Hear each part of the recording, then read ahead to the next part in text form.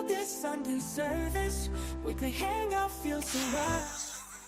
Dreams in pure sight. A podcast of living things. Real talk fuels our dreams. Through challenges we've grown. Hey Tiffany, how are you doing? Can you hear me good? Welcome, Tiff. Nice to see you. Botrix is live there. Let me say that the live stream is running over at Alice. Yes, we are good. Okay, thank you so much for that confirmation. Let me just confirm that it's running over there. Drop some few emojis in there as we wait for people to settle in. Dr. Alice is backstage. She'll be joining me in about 10 or so minutes. Hey, Special Ability Learning. Welcome, Sal. It's been a minute. How have you been? I only just see you doing your live streams very late at night, but welcome, Special. How you doing? How is Niger? How is your baby? What's going on? Hey, Winston Chronicle. Winston, what happened last night? I was looking for receipts and I could not find you. Welcome, Winston. Nice to see you. Wagwan, me there. Welcome, Winston Chronicles. Thanks so much for popping in. I hope you're doing well, and I hope Mama Lynn is also doing well this Sunday. Special says, I have missed you, Goga. How are you doing? I am great, Special. It's been it's been. it's been. But thank you for asking. I'm great. Just doing the usual, trying to ensure that we support content creators grow, have guests at the Sunday service and whatnot. Winston, I came to your community post. You did not post anything. I was there. The latest post was about you cooking something, and I was like, there is no community post to say that there is no show. I was there like, can you imagine 2 in the morning? 2 in the morning, I was over on YouTube looking for you. Yeah, I was looking for you at 2 in the morning to see that you're alive. I'm like, wait, where is Winston? What happened? He's sleeping on the job. But anyway, I think you probably got busy or something, or maybe I missed the post. Because the only post I think was you talking about your food, one of those food things and stuff. Good. Special says, I'm doing good, Goga. I can't complain. That's good. How is your channel doing? What's going on? Are you getting the threshold? What's going on? Sal, let me know. We have like a few minutes to spare before Dr. Alice comes up on the panel. And guys, how was your week? There's a poll that I've put up there. I don't know how you guys have seen it, but I want you guys to vote on the poll a bit. Type 1, 2, 3, or 4 on the chat. There's a poll on my... I think it's here. There's a poll somewhere here. I want you to type 1, 2, 3, or 4 to tell me what you're feeling like. So in case you the question is, welcome to the Sundays. Right now you feel more like number 1, surviving, number 2, healing, number 3, growing, number 4, thriving. So just tell me what you feel like on this live stream. Let me go and type something over at Dr. Alice. I feel like I'm growing, yeah. Oh my God, it's working. Let me tell you, StreamYard and its new toys. Tiffany has typed 3. Yes, now the poll is changing. Guys, this is the most amazing thing I've ever seen, I think, from StreamYard. It's not an actual poll on the... Maybe I should teach about StreamYard again on Wednesday. It's not an actual poll on the chat, but the number... I hope you guys can see it clearly because I'm seeing it on my TV. It's just that I wish it could be dark, but... it can be a mood check thing. Winston says 4. All right, that's good to know. All right. Tiffany says 3. Let me go and type something there. I also feel like 3 today. Just that it's not so clear. Yeah, so there is growing and thriving. I also want to vote for growing. I feel like I'm growing.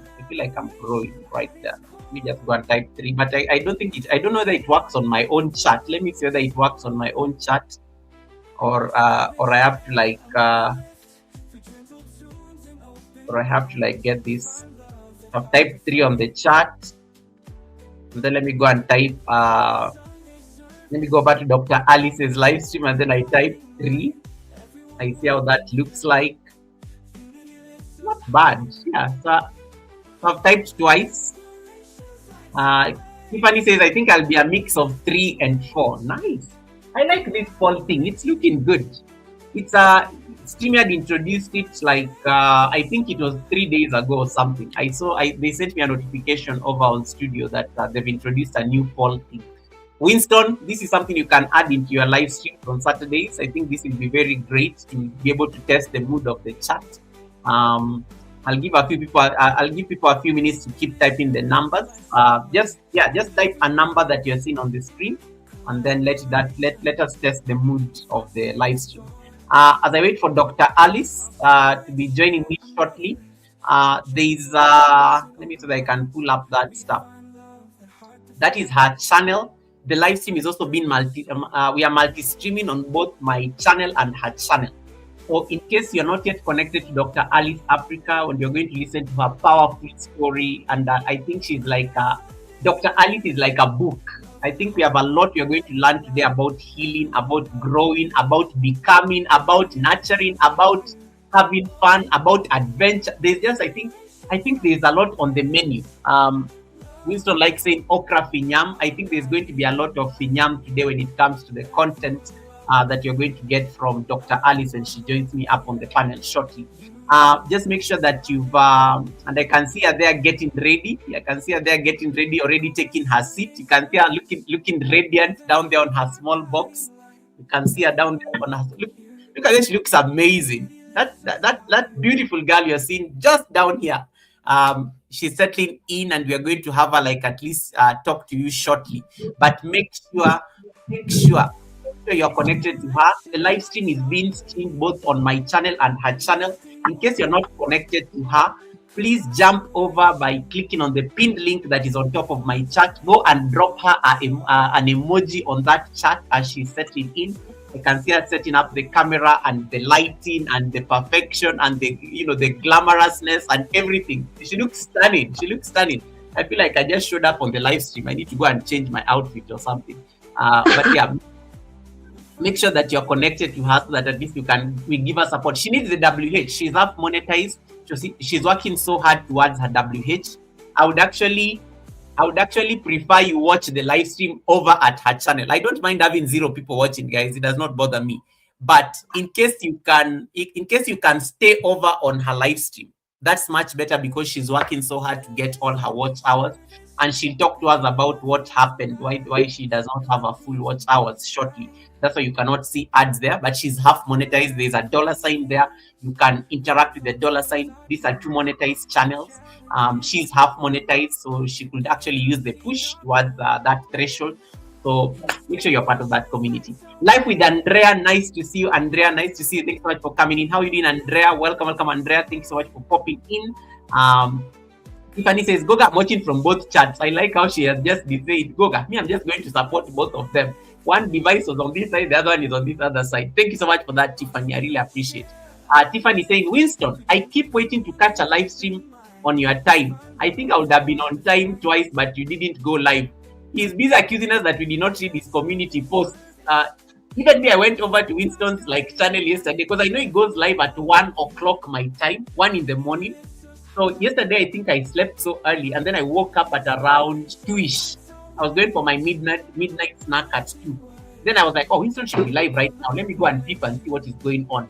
Nothing. 0. So I did not have receipts to collect. Eva Kika, welcome. Greetings, Your Excellency Goga. Welcome, Eva. Nice to see you. How are you doing? Beautiful. You looked amazing with your babies and your husband. Enjoying life without me. I'm not complaining. I'm just saying that I saw you with your husband having fun without me, being happy without me. And I thought I'm family. I thought we are friends. But you know what? It's all right. Oh my goodness, we have a super chat there by Tiffany. Tiffany has blessed you, Dr. Alice. You have a blessing on your chat. Tiffany has given you some amazing blessings there, saying blessings. I hope you have a blessed week. And I like how the super chat is matching Dr. Alice's outfit. Hey guys, these are the kind of super chats you are manifesting on this live stream today. This color, it's not bad. I like the gold, but I know I'm horrible with colors, but I know it's probably mustard or something. But yes, I like how that super chat is. Matching the outfit. You know, it's giving gold, it's giving mustard, it's giving wealth. So thanks so much, Tiffany, for that blessing. Allow me to give you our water. Just make sure that we are thanking you for that blessing. This is for you.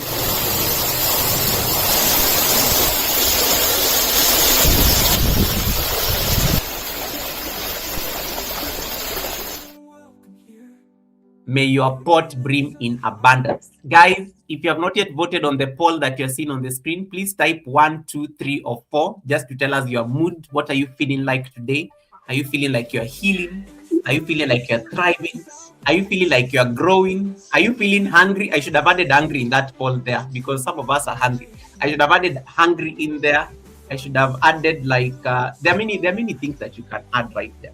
So creativity, it's always at, I think Winston is talking to Tiffany and Eva Kika, welcome back to the city. Welcome back to the city, Eva Kika. And thank you so much once again, Tiffany, for that super chat. Guys, without further ado, allow me to bring my amazing and beautiful co-host closer to the screen so that you guys can start appreciating her. Before we start, it's already 11 minutes. The rest will find us in the middle of the live stream. So I don't want us to be late because I want us to start. Let me see that I can get that going. I hope the music is not too loud. One last chance to give us. Eva Kik, I've not seen you type a number. Are you seeing the poll? Are you seeing the poll over next to Dr. Alice? Yeah. Eva Kika, I've not seen you type that number. So let me move it. The poll is now next. Let me take it down. Take it down. These widgets and stuff. Let me take that widget down so it comes. I'm going to block my face a bit, but you know what? Let's see. So out of the 3 people who have voted, at least nobody is saying they are surviving. That is a good thing. Those of you who have voted for number 1, let me figure out this. Those of you who have voted for number 1. Thank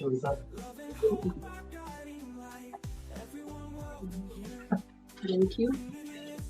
Those of you who have voted for number 1, at least there's nobody who has voted for number 1. Nobody is surviving. 0% have voted for healing. That's okay. You can type 1, 2, 3, or 4. There are some of you have said that you're growing. You feel more like you're growing. And there are some of you have said that you are thriving. That's a good thing. So I'm going to stop the poll right now so that we can we'll continue. I think later on. Now that at least I've gotten the mood check. Surviving was everything leading up to here. I love that. Okay, guys, without further ado, allow me to introduce our guest. I'm going to read a quick biography here so that before we can start the show. And then at least you can get to speak to her because I want us to listen to her story. I want us to listen to her. I want us to listen to her. Whatever.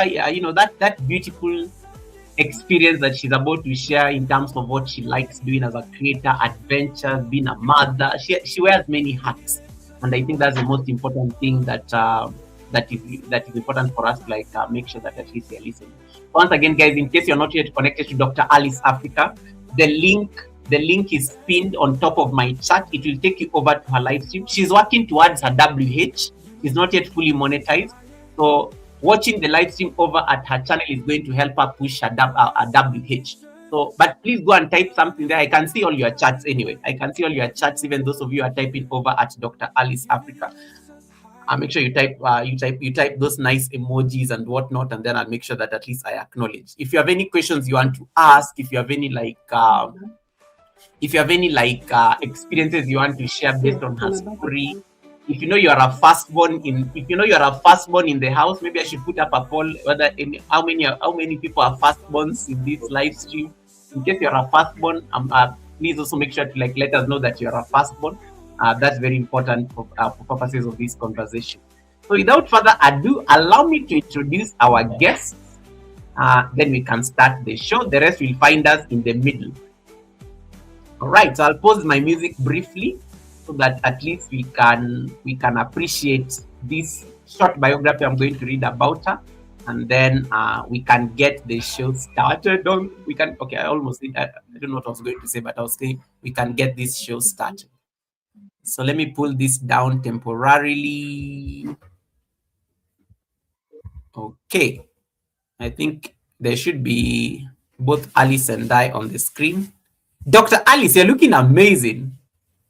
Thank you. How are you? I am good. You're looking stunning. It's giving Africa, it's giving branding, it's giving beauty, African beauty. It's giving, you look stunning. You look stunning. Thank you so much Thank for you so much. thank you so much for gracing us with your radiant presence. Ah, okay, so let me say that I Nice, can and you get also say that again. I think I missed what you said. said you're looking also nice with the African prints. Thank you. I'm glad at least I start with the African theme so that at least we are matching. We are matching when it comes to we are matching when it comes to this African this African theme. So thank you so much for that. Yeah.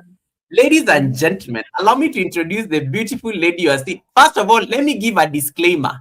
This is not JD because I know some of you are like, okay, that's JD. I'm like, no, no, no. This is not JD. This is not anywhere, anytime JD.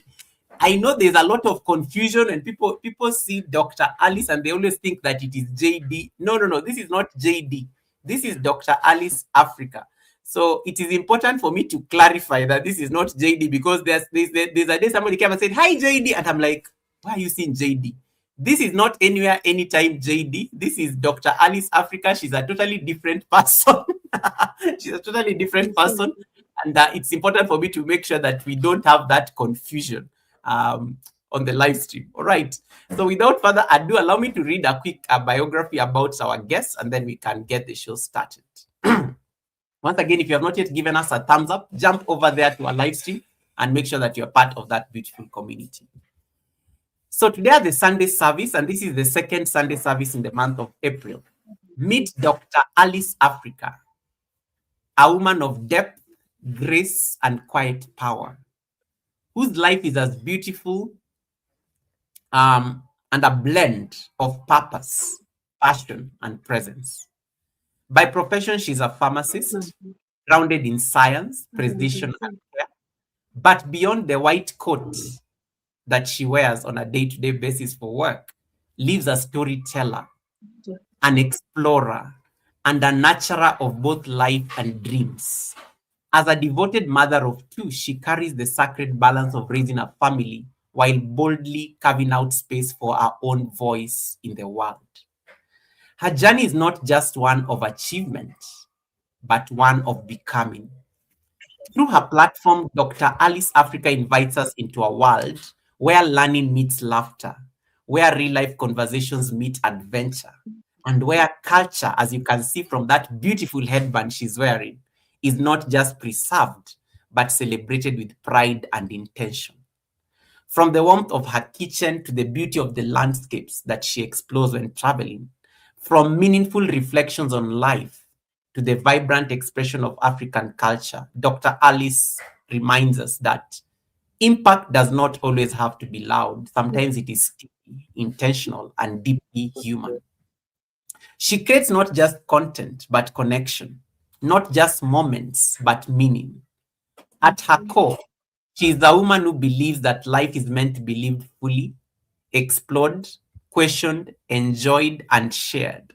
And through every step, every story, and every experience, she extends one simple, powerful hope that in watching her journey, you find the courage to embrace your own. A builder of legacy, a curator of joy, and a voice for purposeful living. Dr. Alice Africa is not just inspiring lives, she's gently reminding us to live that life fully. Whether you're a firstborn, whether you're a lastborn, whether you're somewhere in the middle, that is the conversation we are going to have here today with Dr. Alice. Without further ado, Dr. Alice, welcome, welcome, welcome, welcome. The screen, and please introduce yourself to these beautiful people who are here listening to you in the best way you know how. We lost your visuals. I think your camera went off, but we'll give you a few minutes to set it up. Yeah. Hey, Miss V, welcome. Vico, nice to see you. Edward, thank you so much for coming in. Edward, I see Edward over at Dr. Alice. Vico Real Space, nice to see you. Thank you so much for popping in. Dr. Alice, I'm ready when you are. 1 minute. Okay, sorry guys, we lost her briefly, but she's coming back. Once again, guys, in case you're not yet connected to Dr. Alice Africa, she's working on her WH. So please jump over to her live stream. It is pinned on top of my chat. And then make sure that you're watching the live stream over from her house and her channel, so that at least you're part of that beautiful community. And at least we can help her get to her next milestone, which is like a full monetization of the 4,000 WH.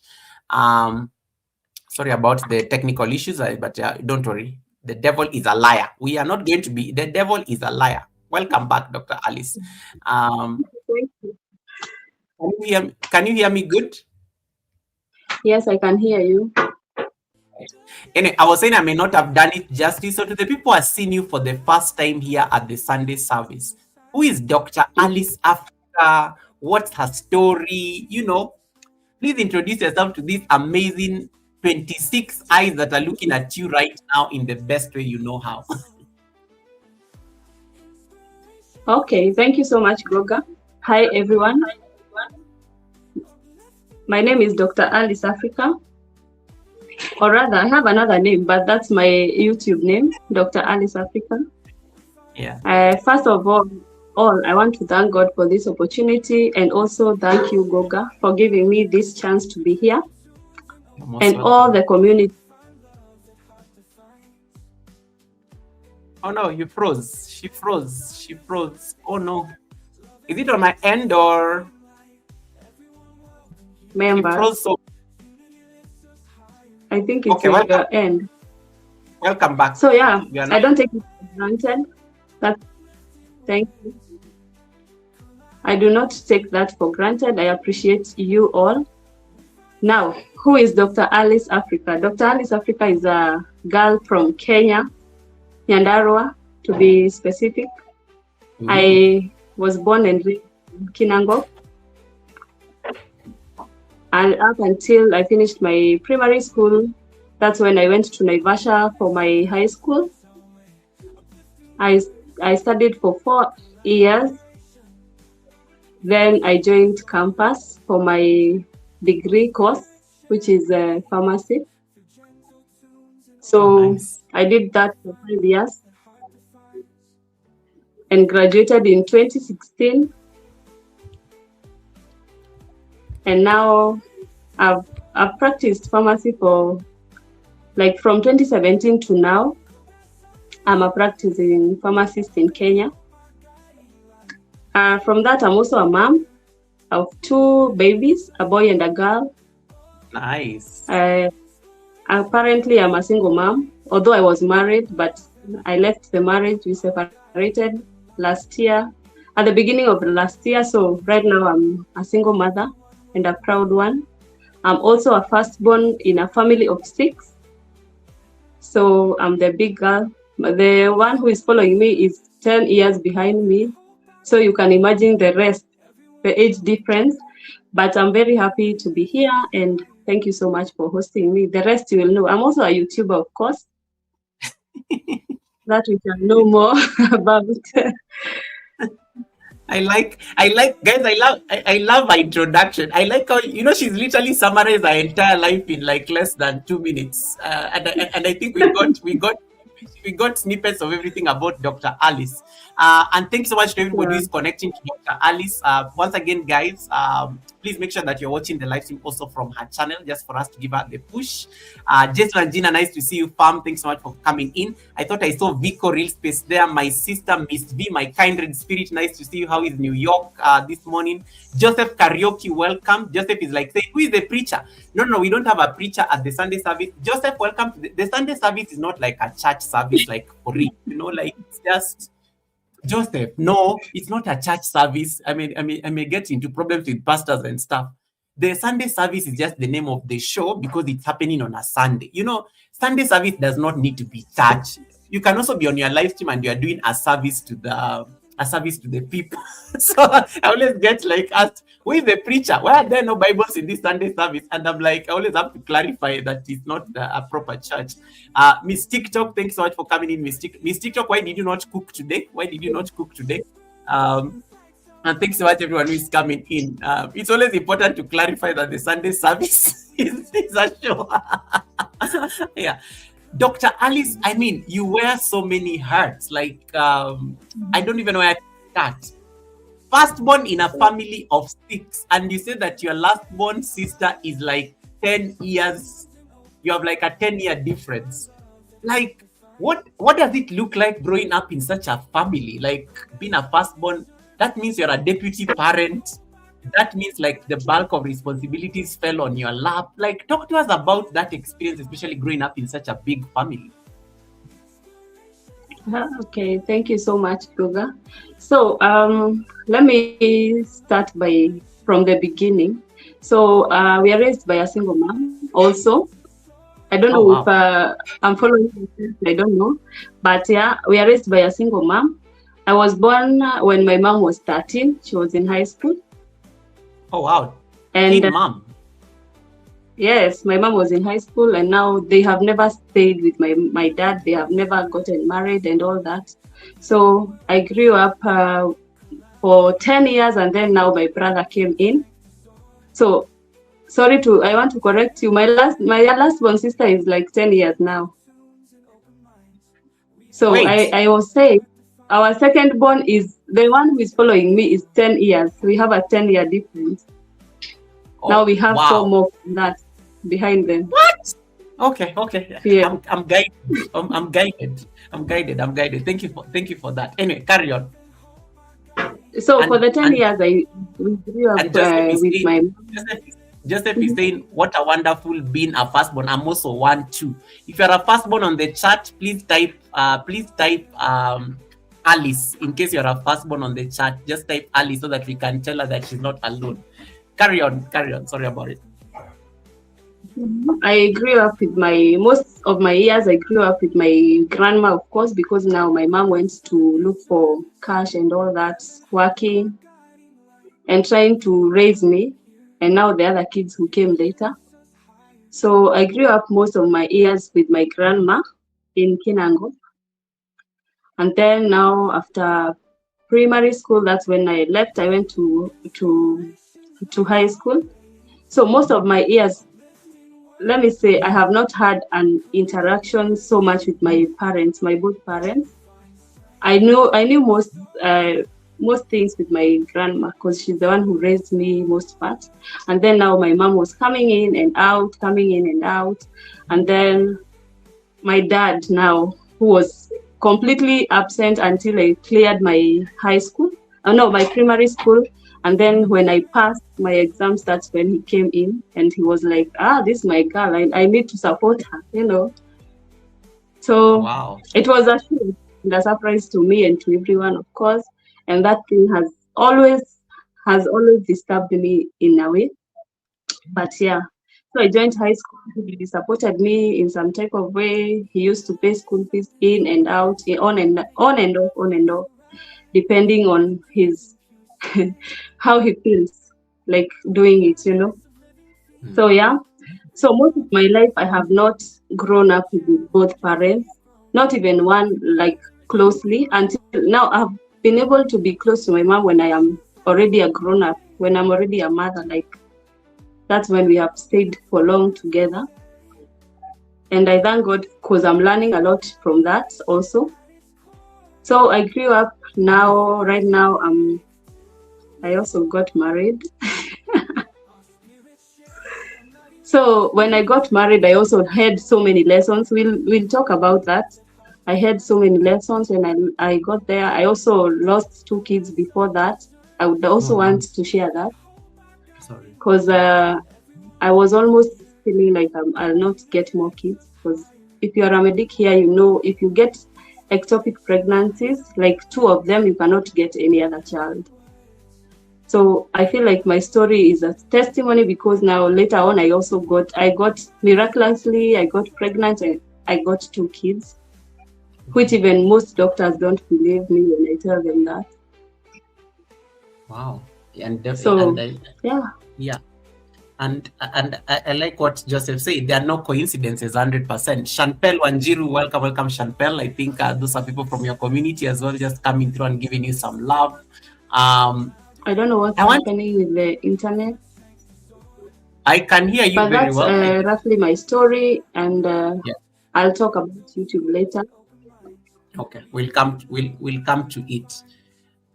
Dr. Alice, paint for us a picture of, you said your parents were not like you guys, you did not have the advantage of growing around your parents. What was it like, especially being a girl? Like being a girl and you don't have siblings, and so you end up, a lot of things end up falling onto your plate. And you kind of have to set an example now for the rest of your siblings.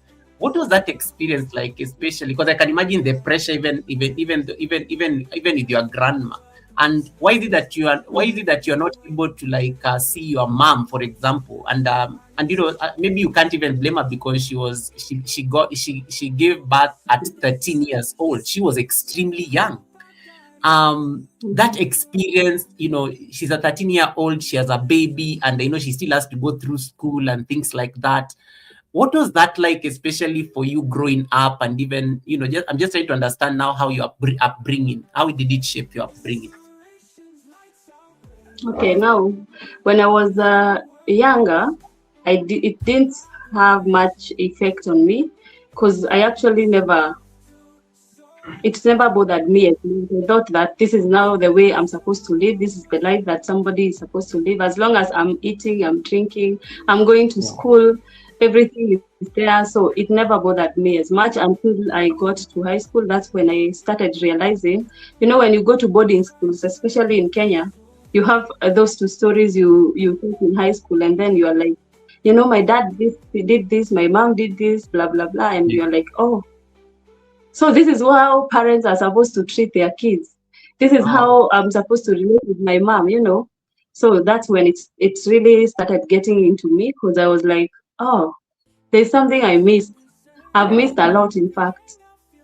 So it has, from now high school, that's when I started realizing, kumbe, this is a difficult thing, and it's not normal to be raised away from your parents, And now I started thinking about it. I started feeling shy about it. I started questioning myself, And I remember when I finished my high school, in Form 4, when I cleared my high school, my dad came for me. And unfortunately, we had never ever lived with him. So he took me to my grandma's place, his mom's place. And I was very bitter with that, because I was like, why are you taking me to a place where I have never lived? I'm not wanted, because I felt like I'm not wanted in that home. And I was very bitter with my dad. And what I did, I slept there for one night. I slept with my uniform in. And that night, I never slept, because I was given a room to sleep and put my things there. So, because I was really bitter with him, I was really bitter with also my dad's side. So I took a whole foolscap. You see the books you go home with when you are done with high school, the new ones. Yeah, the long ones. I had to they are big ones. I took a book. I wrote a letter to my dad, like the whole page, and I was very bitter. I expressed myself. I told him, why do you hate me this much? If you guys are not ready to bring me to this world, you should have even let me go, let me die. Like, I was so bitter. I expressed everything to him. And I told him I don't want to stay here, because I really didn't want. Then he was like, you even have your uniform on. You can't even change. And I was like, yeah, I'm not changing. I really want you to read this letter, and then you give me your feedback. Wow. He read the letter. At that time, I saw my dad's tears. And then he was like, why did you write this to me? I told him, where I am at right now, I'm growing up, and I feel like I needed to express myself so that I see if this will change in me. Because I was feeling like I am you see, you are never superior in any place. Even when you are selected to be a prefect in school, you don't have the you know, you don't have that urge. You don't feel like you can be even a leader somewhere because you're like, "There's some type of life that I missed. I do not have people who are pushing me to do this, you know." So in high school, it was really difficult, and in campus as well, because of course, you know, I needed to step up as a deputy parent, of course, to some of my siblings. Because now you see, when you are raised by a single mom who has not gone to school for one, from primary, when she got me, she never went to school anymore. So of course, you know, her income is kind of small, of course. So to sustain a family is difficult, and then she also struggled to also try to even work, try to. My mom has not even washed clothes for people. She has really tried, of course. But now, as a child, I was feeling like I am the one who failed her education, and I was feeling like I honestly need to step up and change her life, you know. Mm. So when I was in school, I really worked hard for that, and I was looking forward to completely change her story and that of my siblings. I like that. What if I was to ask maybe if I was to ask maybe just a question, just trying to still check in with that upbringing, and especially being a firstborn. Is there a moment as you're growing up, because I find you writing a letter to your dad very fascinating, and because you and I have grown in Africa, we are trained not to question authority. We are you know how we are brought up. We are trained to, like, we're supposed to respect our parents and things like I think that. And you there's an issue. Okay, he's back. Welcome back. yeah. No, I can hear you. Yeah. So we are trained to, like, we are not trained to, like, we are not brought up in such a way we can question our parents. But you literally got the guts to write your dad a whole letter. Literally schooling him on, if you're not ready for me, why did you bring me into this world and whatnot? And uh, did you ever get a response from him? Did you ever get, like, did he ever give you, like, a reason why he was out of your life this entire time and only came when you are succeeding and thriving? What, like, talk to us about that moment. Like, how did he react to that letter? He so he did not now, but I want to look for him again. I need to get the answers from him again. But I do not have bad that bad blood with him. But I would like to actually meet him and know his side of the story, because of course I know my mom's side of the story, but I do not know my dad's side of the story. And I feel like it's important to know his side of the story so that I don't judge any parents wrongly. Now that I'm a grown up and I also have kids that are, so I'm looking forward to follow up on that letter again.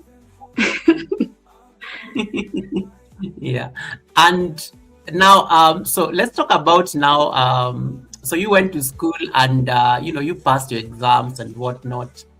Pharmacy. This is a meaning pharmacy is not a course that anybody just does. Like, this is like you clearly passed your exams very well. You clearly did. You are clearly very bright for sure to be able to get that opportunity to be enrolled into college to study this course.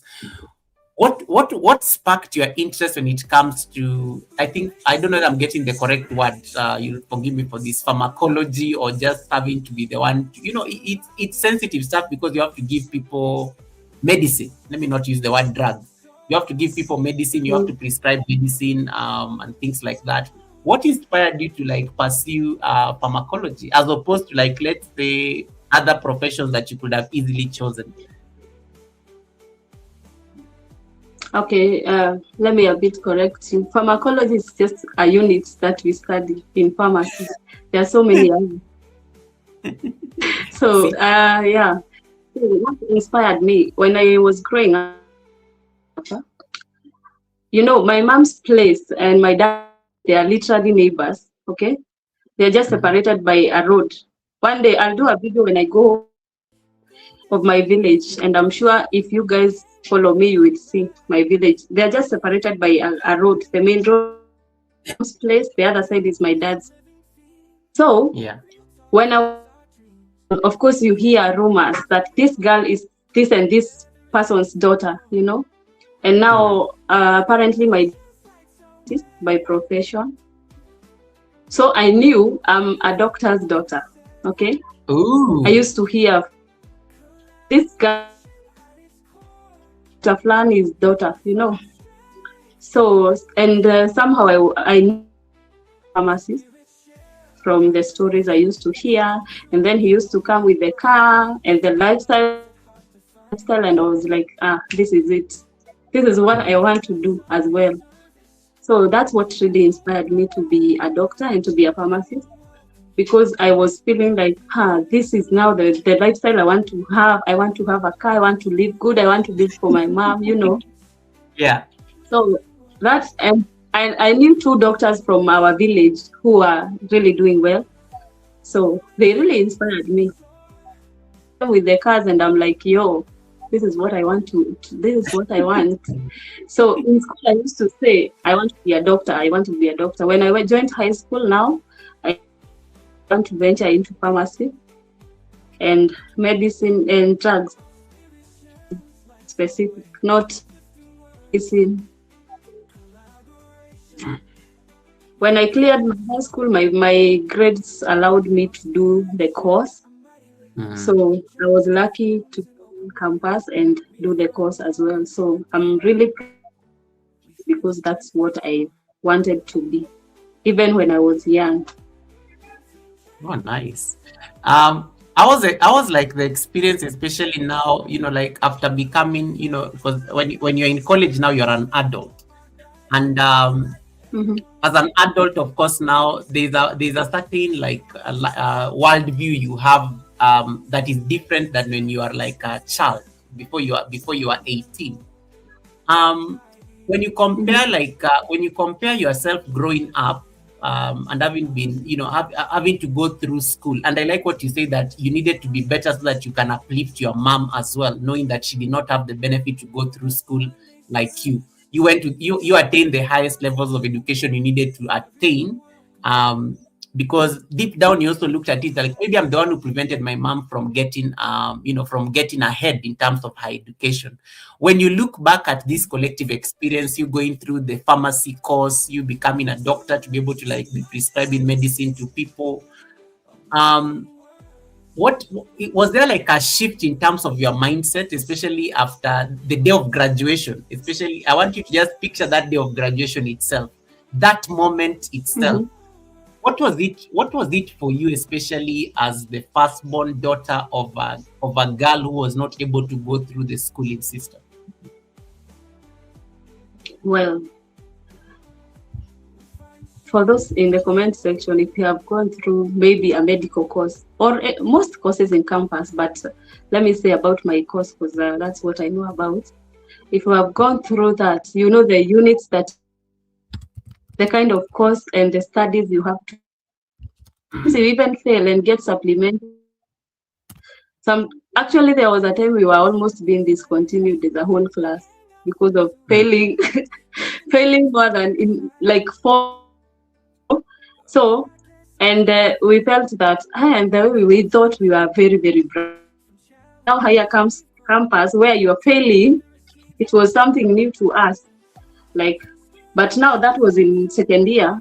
And I think it was to teach us that you need to work even harder because you cannot fail here, So in campus, it was really difficult. Actually, some people even discontinued from going on with the course. It's not an easy that. And we cleared with our pharmacy course even before we did our graduation parties and all that. We went out clubbing and drinking, like the whole class. Everybody was happy. We didn't believe that we have achieved this, because we were in school for more than 6 years or 7. Yeah, it takes long. And also we have another. Yeah, it takes long. Failing, and you're like, no, I cannot fail anymore. So when we finished the campus courses, we were like, the course itself in 2016, we actually celebrated. And now when it came to my issue, there was a small hitch, because at some point, my school fees was not paid the way I was expecting. So doing my exams very well, but I never knew my school fees wasn't paid at some point. So when I was doing my last exam of the last final 5th year second semester, now I was called, I was not given the exam card. Goga, you know the exam cards you get in campus when you're doing exams. So I was not given my exam card, and I was, what's happening? So I went to the finance office, and they told me, you know what? Balance of 506. I have never forgotten that. You have a school fees balance of 506,000. Half to a clear million this Kenyan morning. shillings. Yeah. Exactly. To clear this morning, and it's an exam at 9. So I'm told to clear 506,000 by 9 so that I start my exams. And it's my final. You have done everything so that you pass this exam and graduate. Wow. What would you have done? What did you do? I got because now I wondered, what am I going to do? My mom is in the village. The much she can send me is 300 shillings right now. If I call her right now, she will send me either 300. Now I thought about it and I was like, no, this is my last exam. The devil is now coming to trick me. So I thought about it. I texted the person who is responsible to pay my school fees, and I asked him, I've not paid my school fees. The answer that I got was crazy, because he back and told me, you know what you do? Job and clear the school fees balance.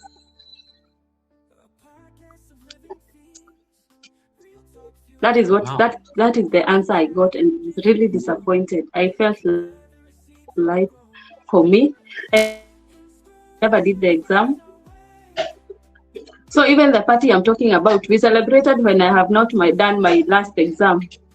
But I couldn't have gone to my classmates and explained to them what happened, that I didn't do the exam. So when they planned the party, I was there. I went for the party.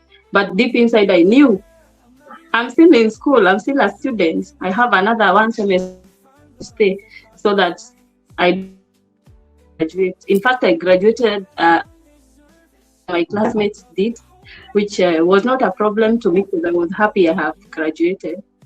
So after my house, I had like a house outside school. You see, you know those bed sitters, those small houses. I went there, I cried and cried and cried and wondered, where am I being? Now I had to look for a job and start looking for money to raise to pay my school fees. And then later on, I thought of doing a harambe. I did a harambe, a fundraiser with a few people. Yeah, thank you. Yeah, to the people who don't understand harambe on the chat, it's a fundraiser. I did, within that year, I did a fundraiser. I got 300,000 from the fundraiser. And then the 200,000, I used to go, the people I know, you see, like the doctor I'm telling you about, I called him, I told him, this is what I'm going through. I need money. He sends me like 20K. Another person sends me this amount, like that. I started paying by bit. Now within the school fees, and now I did the exam with the next class that was behind us. And I passed, of course, and that's when I graduated now. I'm celebrating the last year. Now my people had already done their pharmacy and poisons board exam. They had already started their internship. They were earning, because if you have done pharmacy in Kenya and on your internship you're paid quite good amount of money, like more than 100K for internship. Wow. So you can imagine your classmates are earning that, and you're here begging to pay for school fees. It was not easy for such a small girl, you know. And at that time, you have other responsibilities to pay school fees for your siblings, my siblings, not all. So I really struggled, but I thank God I'm here now. I managed. And during my graduation, I'm telling you, that I spent a crazy amount of money because I had to go get a hotel. I did like a wedding. I don't know if Wow. I had not started. I have those videos. I will post sometime. I went. I hired a ground in a hotel. Paid for food. I was very. I was so determined to celebrate. I paid for food. I people for decor. Like it was like a hotel, like a wedding for me, because I felt like, oh, this is an achievement that I have been longing for, having so many ups and downs. I've stayed home for school. I've struggled. I can tell you, even when I was in campus, the much for get per 100 shillings. So it was hard for me in campus, to be honest. And I was even trying to do some businesses to sell Mtumba clothes. If you have watched me, my pages on YouTube and Facebook, not YouTube, Instagram and Facebook, you can see an African design company called Piali Designs. I used to sell African designed stuff. That is what was helping me to push through campus and the things that I had to do to just be who I am today, and to also make sure that I'm meeting my needs and my responsibilities. So it was it was a very big celebration for me.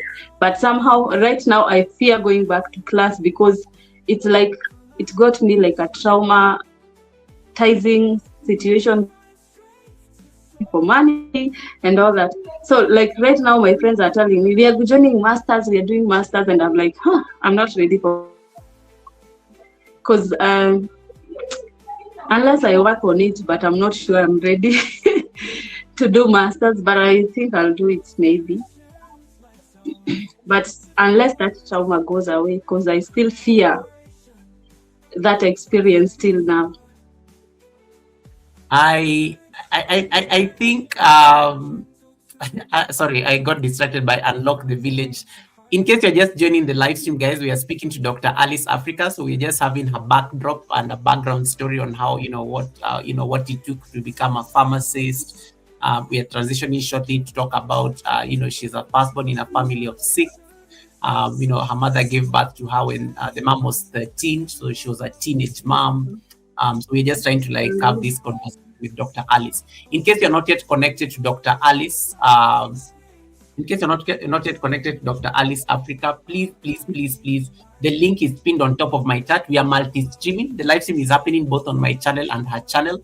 In case you're not connected to Dr. Alice Africa, jump over and give us some love on her live stream. She's not yet fully monetized, so she's working towards a full monetization. She's halfway through there, so she's on half monetization. So jump there so that you can give her those, the WH, so that she can be, she can push at least that channel towards full monetization. Dr. Alice, I don't even think you should be worried about your trauma, because you graduated, you finished, you became a doctor, you finished the program, and you started working, you got into the profession, and this is 10 years ago now. It's been 10 years right now. Was your mom at the graduation? Just curious. The party at the hotel. Tell us about that moment for your mom. Like, what was, my daughter is finally graduated. Like, number one, probably I know you are the first person in the family to have worn that gown. You must have been it must have been a very big deal. What was that thing that your mom talk to us about your mom on the graduation day at that hotel? So, in fact, I think I'm the first person to graduate from campus in our family, my mom's side, of course. But my dad's side, of course, they have had graduations because my dad is a doctor, his sister is a lawyer. So, Mm. for them, it was not a big deal. But for my mom's side, I'm the first person to go to actually to campus. I'm the first person to graduate. So Nice. it was something that has never happened in that family, and everybody was happy. In fact, even my grandmom, who is also alive right now, she really proud of the moment. But unfortunately, she couldn't have been able to attend because she has stroke. But Mm. she was really proud of them actually. And even to date, she tells me, "I'm always proud of you." Every single time she tells me that because it was quite an achievement for us, and my mom was really happy and excited about it, and she's always proud to see her daughter growing, and also the other siblings are also in campus actually. So you Nice. can imagine how proud she is, because one has cleared with campus last year, my second, the other one is also in campus second third year now. Wow. So you can imagine how proud that woman is right now. I can And the imagine. journey continues. We are crossing even beyond. We are going to the moon this time. So We are it becoming worked the out. It too. Yeah, it worked out eventually. It worked out eventually, and I'm glad. I'm glad. David Ant is trying to distract me here with okra questions, but I know the good doctor, will answer the okra question later. And let's talk about that. I like that moment, Dr. Alice. When you said you are the first one in your maternal side of the family to actually walk the steps and wear that gown and actually have that graduation. That right there is breaking a cycle in the family line. It's like when the history of Dr. Alice is written, you are the first one in that bloodline to be able to like have that particular achievement, and that is going to like influence anybody else who comes after you, that despite the struggles you went through to make sure that you wear that white outfit you guys normally wear.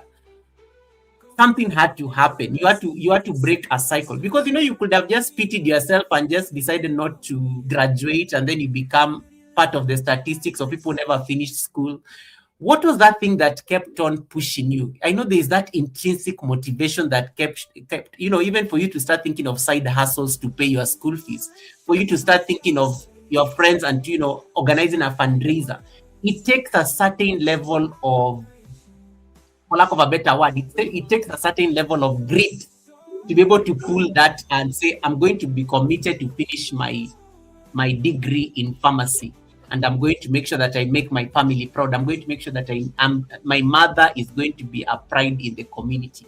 What was that thing that kept you pushing, even when life was throwing all these things at you?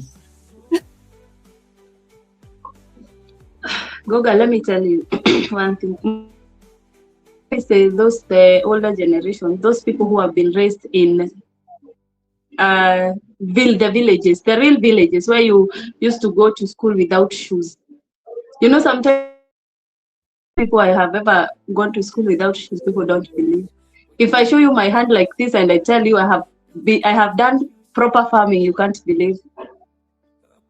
But let me tell you, the lifestyle you get in the village, and then you taste the Nairobi life, first of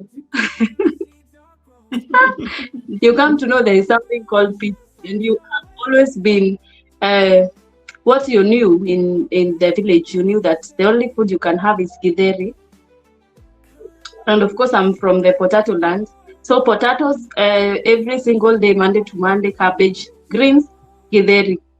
If you have meat, if you have meat, you'll get it when you have visitors. When your aunties come now, you will slaughter a chicken and you'll get one piece. Actually, we used to count. We used to live with my grandma. So my grandma used to serve us meat, and every time she serves us, we used to count. Like, how many do you have? I have 3. And you? Oh, I have 5. Now you have 5. You have to give me. And most times I used to hide my my meat, like my pieces, under the other food, so that They don't ask you for your pieces. more. Can you imagine? And I used to, if she's watching me, she now knows what I used to do. But yeah, and that place is, let me tell you, is quite remote, and people have a lot of problems. Growing up, you don't see cars. When you see a car, you have to know that this is a doctor coming, a lawyer coming. Like even the teachers didn't have cars at that time, you know. And you're walking a long distance to go to school. The grass, it has that the water. It's called what? The dew. Yeah. You're going barefoot. Your dresses have those prints. You remember those prints? When your skirt gets torn, you put a brown patch. The other side, by the time you get a new uniform, you have studied with that printed dress for years. Like even the teachers are complaining. Now my mom used to work in Kangemi, and now when I close school, she used to come and pick me, maybe to Kangemi. Kangemi is actually a slum, but to me that was paradise, you know, because you are going to Nairobi. What do you mean? Even people from my village she goes to Nairobi. My perfect. And we used to speak Kikuyu in, and that presentation to present to the guests. They used to say, now it's Alice. Perfect. English was, of course, was like this, but Swahili was perfect. And I was feeling like, if this is now the life people are living in town, I'm the Kilimani lifestyle, the Westlands lifestyle, but I felt that Kangemi was palace. I want to live in town. I want to be driving cars like any other person. And then when I see ladies driving, understanding how a lady can be driving a car, most times I used to ask, is this her car or it's from another person she's borrowing, you know? Yeah.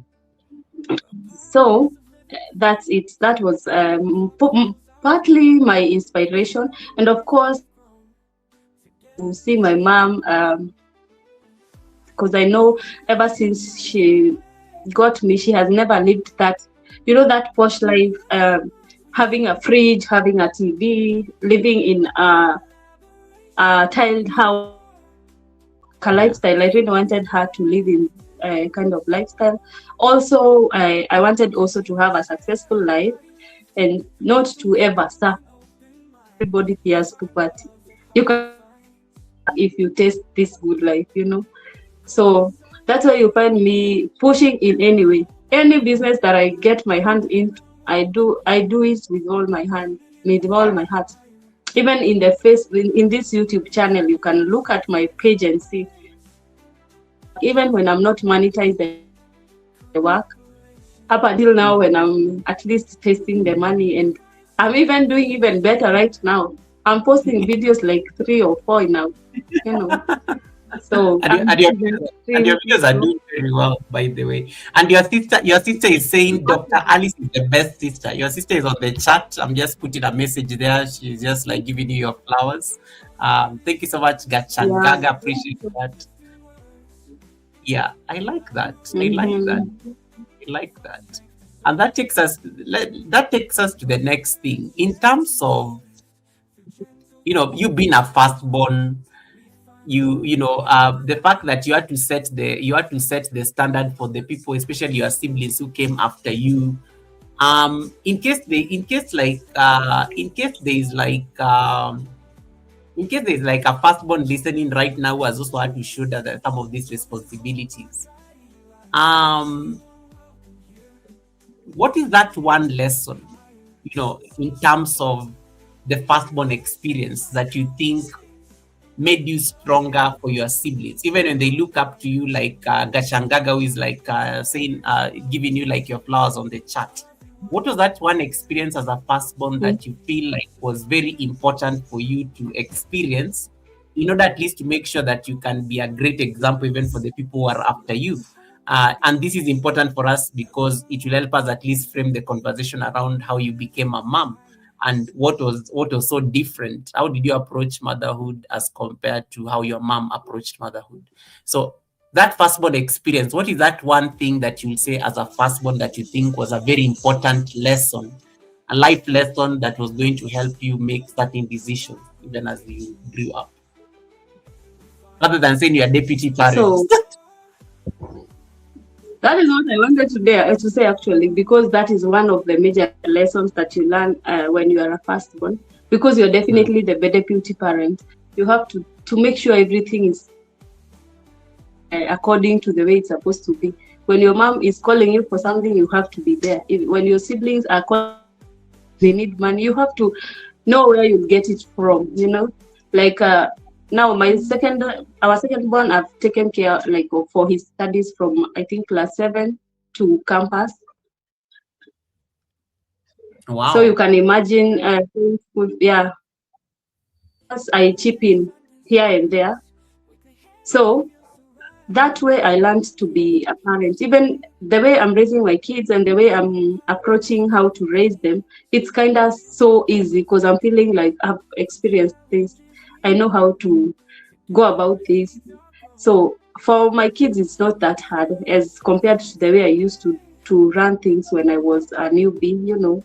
So that's one lesson. Another lesson, and one thing that has really helped me in life is the fact that the struggle has nurtured me and it has built me to be that very strong woman who never gives up. That is another very major thing I can tell you for sure. Because there are so many things that you go through and some difficulties and challenges that come to your plate and you're like, no, this is now the end of me. But one thing about me, I never give up. That is one thing that I know for sure. If you can even ask people around me, sometimes I'm like this, I'm wondering, where am I getting food tomorrow? But I'm the one telling them, don't worry. See, you have eaten today, yes. Tomorrow itajipa. Tomorrow it must. We must get the money. We must get food. Why are you even? Deep down inside me, I know I do not even have hopes for tomorrow. But one thing about me and one thing I learned from that is to be persistent in what I do, not to ever give up. And somehow I usually say, God always come through for you. Do not be so worried about it. Even if it's bothering you, just leave it to God and tell God, now you're my husband, you're my dad, you're my mom here. You are the richest of all. So please, may you provide for me, because now if you don't, where am I going to go? God does really provide. And I've been that person who has always prayed until I actually have a conversation with God, like the way we are talking, me and you. Sometimes I ask God, now that I don't have money right now and I need to feed this and these kids, how do you expect me to feed them if you don't provide for me, God? And you're the richest of all. You have everything. You can give me even the craziest money. That's how sometimes I talk to God and tell him, you have everything. Sometimes you have to gaslight God into blessing you. It's called gaslighting God. Yeah. You say, dear Father, you say that I shall not suffer. Why are you allowing me to suffer right now? Exactly. That is what I usually tell him. Most times I tell, hey, God, you put me in campus. You brought me for 5 years. Now this is the only time you will not be able to provide for me 500. Huh? I love that. Then I go to sleep. Now somehow I managed to get the 500. I cannot even tell you who gave me the money or how it came to me, but I cleared eventually. 500 in Kenya, it's not easy to even work for that money and raise 500. You're also eating, you have a place to sleep, you need to pay bills, So somehow it gave me that hard skin to push, even when things are very, very tough. I usually push. I never care. I just push. I wake up and do what I'm supposed to do. And I tell God, you know, I have done what I was expected to do today. So God, please. Love You that, cannot guys. allow May me you to guys, cry. yeah, may you keep gaslighting God to give you the blessings that He needs to give you. And I like how the chat is, I like how the chat is really engaged on this.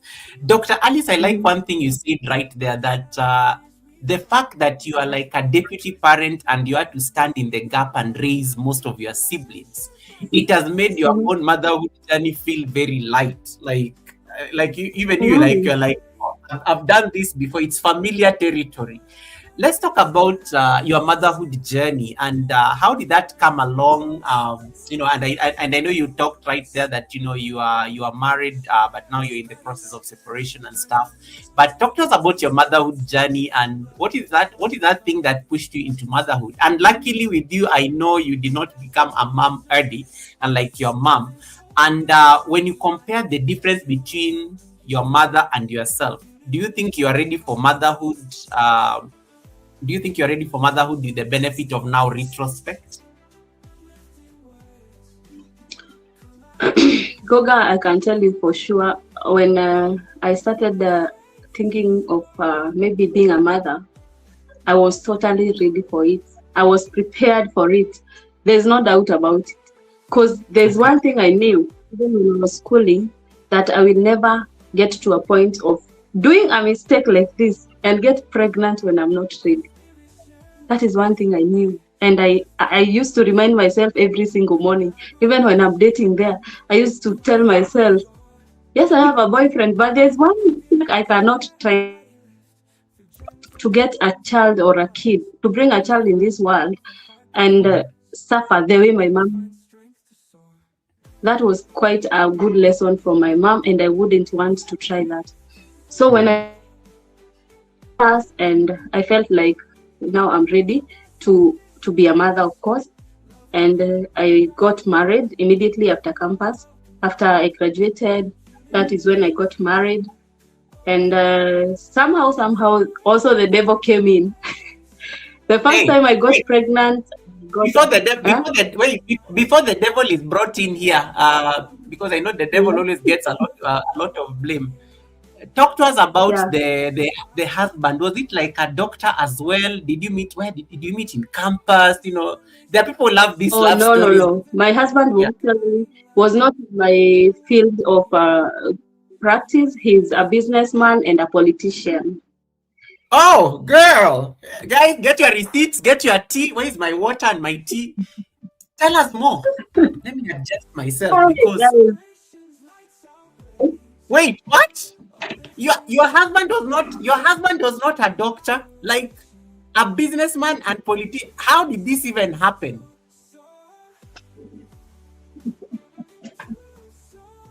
Like How there's a did this? difference. There's a A difference very in your world. You are the doctor, he's the politician stroke businessman. Number one, your IQ, yeah. I'm sure your IQ is higher than his. And I'm sorry if he's Mhm. listening because definitely you do not go through med school, you do not go through med school with IQ that is substandard, yeah? Um like you're totally different, you are in totally different worlds. How did a politician convince you to marry him? I like how No. she just I like how she just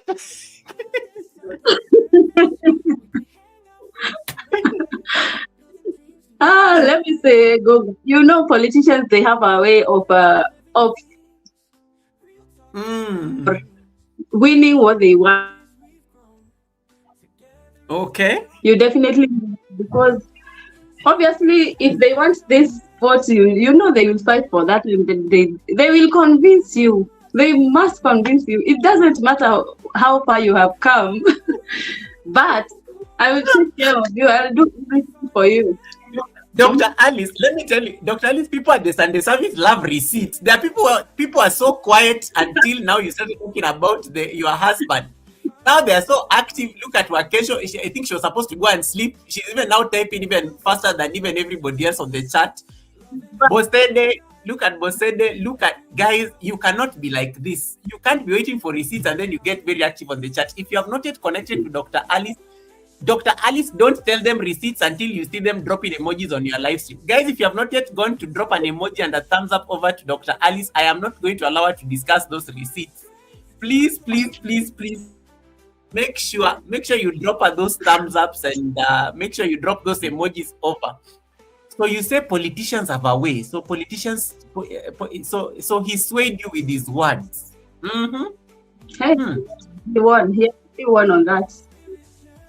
And I often used to say that I cannot get married to, if not a doctor, a pilot, an engineer, you know, those titles, the white collar. I used to say no, I cannot. I'm laughing at the chat because they all ran there. They all ran there because I threatened that you're not going to discuss the receipt. Now they're all like running there so that you can continue the story. Guys, you can't be helped. I give up. I give up on you. Like, you all can't be helped. You guys, you cannot be like this. You can't be invested in receipts about people like they all ran over to your chat because of the threats. This is why I love YouTube. You literally blackmail people because Tribe Goga loves receipts so badly that they can't be helped. So politicians, stroke businessman. Let me ask you a very personal question, and you can choose to answer it or not. You can actually say, Goga, I'm not going to answer this.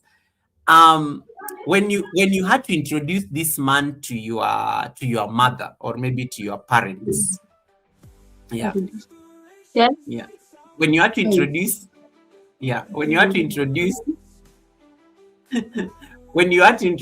guys, can you stop asking those questions in the chat? You are distracting me. When you had to, because I'm not. No. Bosede is like, did he really do what you promised that he was going to do? This one has even gone even beyond what I'm asking. When you had to introduce your husband to your mom, for example, did your mom approve? Because you know mothers get this pride of, my daughter is a doctor, and now you are hoping that the husband is going, or your son-in-law is going to be a pilot. You're hoping that your son-in-law is going to be a lawyer. You're hoping that your son-in-law is going to be you're hoping your son-in-law is going to be a doctor. What was your reaction from your mom when you first had to introduce your husband to your mom? What? Can you see me, Goga? No, your camera went off. I don't know what happened. Anyway, can I try to repeat again? But we can hear you. We can hear you. Oh, you can hear me? Yeah, as we figure it out. Now the receipts are out. The internet is the devil that is the internet. The devil that is the internet. What is wrong with this devil that is the internet? Let's see. I'm back.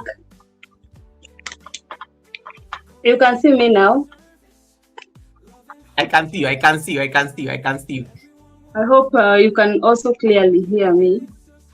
Perfectly, very well. You're even more clear now. I don't know what you did, but something changed. I was using data. Now I've changed to Wi-Fi. I hope it will be okay. So, you can ask me the question again. I was asking you, when you had to introduce your husband to your mom, did your mother approve, or did your mother say that, hey, why are you wasting time on a politician when we are expecting another doctor as a son-in-law? All right. Now, I honestly didn't get any reaction from my mom. Let me Dr. say Alice, that. can you move slightly towards the left? Just move slightly towards the left so that you're more centered. I want you to be at the center. Just block that switch behind you. Yes, there you go. Perfect. Perfect. Okay. Stay there.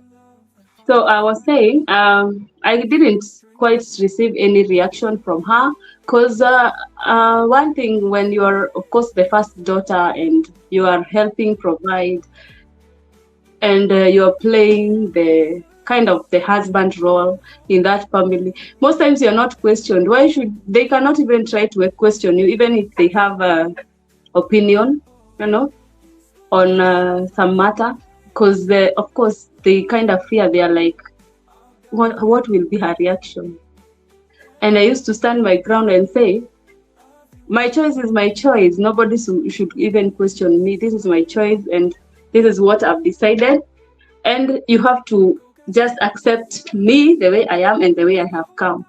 So somehow I know, even if they had questions or anything, I've never ever received any, because they actually accepted him the way he came, unless they have maybe they have been talking from behind the tent. But honestly, I've never received any reaction from anybody, not even my mom, not even my siblings.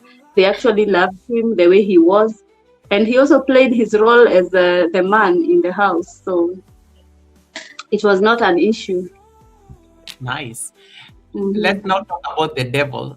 So how did the devil come in there? So now you have a husband, you are done with med school. Mhm. Yeah, talk to us I'm very about happy. I was very happy. Like I was feeling like life is aligning the way I was praying for when I was young. Actually, I used to say that. I used to tell myself what I was praying for when I was young. Like I was telling God, I want to be a doctor. I want to be a wife and be that, have that successful, beautiful family. And now I was like, God fulfilled everything. I didn't know there will be a time that the family thing will. Oh, anyway, life is what happens anyway. So I was really happy about it. And when now I got married, an year down, I got pregnant. I told you I was very ready, by the way, to be a mother. I like that. Yeah. I was ready for it. Totally ready. I was happy where I was. Yeah. So, and I was ready, of course, to be a mother. And I got pregnant for the first child, of course. And I was really happy. I was so happy. Now, first month, a few days later, after noticing that I'm pregnant, I started having those pains, and somehow I got unconscious, was taken to the hospital, and I was told that I have ectopic pregnancy, and I have to go through surgery within the next 2 hours, otherwise I'll be gone. Whoa. If you have ever had ectopic pregnancies, you know what I'm talking about. You have to be rushed when it bursts somehow. Now I'm using the term that everybody will understand. When the fallopian tube bursts, you have to be taken to surgery immediately. Otherwise, you can't stay long. It can kill you because of the internal bleeding. Oh no. So, and this was first pregnancy, right? Yeah, it's the first. So I was rushed to hospital. They referred me to Thika level 5. That's where they were supposed to do the surgery. And then I was completely cold. By the time I got to Thika level 5, my lower part of the body was cold. Cold, no. like cold. And I was of course unconscious. And the doctors were like, now this one it's an emergency. We have to make sure we save her. And they put me in a room with a heater. They had to heat my body first so that they do the surgery, so that I cannot go to the theater in that way, in that manner. So I had to be put in a room with heaters and all that to make me okay to go to the theater. And I went to the theater, and of course I did the surgery, and it was done. And that was losing my first child, of course.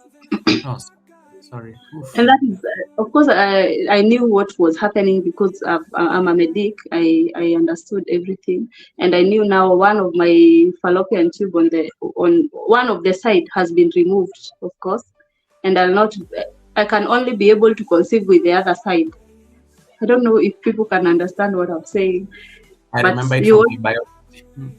Yeah, you can only conceive with the other side. So I knew the only opportunity I have is that other side, only to conceive, if God will allow me to have children, So somehow I got fear, because I was trying to feel like I'm juggling between, will I get a baby or not?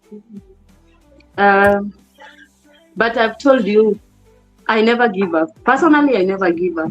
So I was like, This is not the end. I am actually, I used to say, the next pregnancy, I'm getting twins. That's what I used to tell people. And now, when I got the first ectopic pregnancy, people started talking very bad of me. That actually, some people used to call me barren, you know. Oh no. Yeah, they used to say, they actually used to even tell my husband that now you married someone who will not give you kids. You better dump her and Jesus Christ. continue. And somehow I knew it, and it got into me somehow. And then I was like, "Are you God? You are not God." And I started telling myself that if anything happens and I'll not get kids, I started now talking to God. I told God, now you have to let me accept. If in any case, if that happens, you will have to allow me to accept that I tried, it never worked, and I have to accept and move on. That is what I used to tell God. Then after that, I was told, now make sure you stay for 2 years before you get another pregnancy, so that your wound can heal fast, and then you get pregnant again, so that you can be able to hold the pregnancy. Yeah, it was in December. Let me surprise you. I did the surgery in December. I went home now. I stayed. I healed January, February. I went back to work. March, I was at work again. April, I got pregnant again. Okay.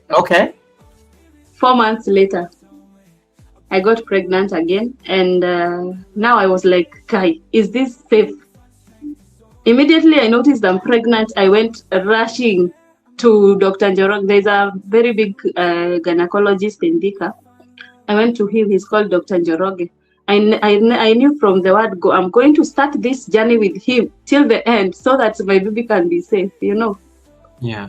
Oh my goodness. The first week, second week, third week again, another ectopic pregnancy. No. Yes.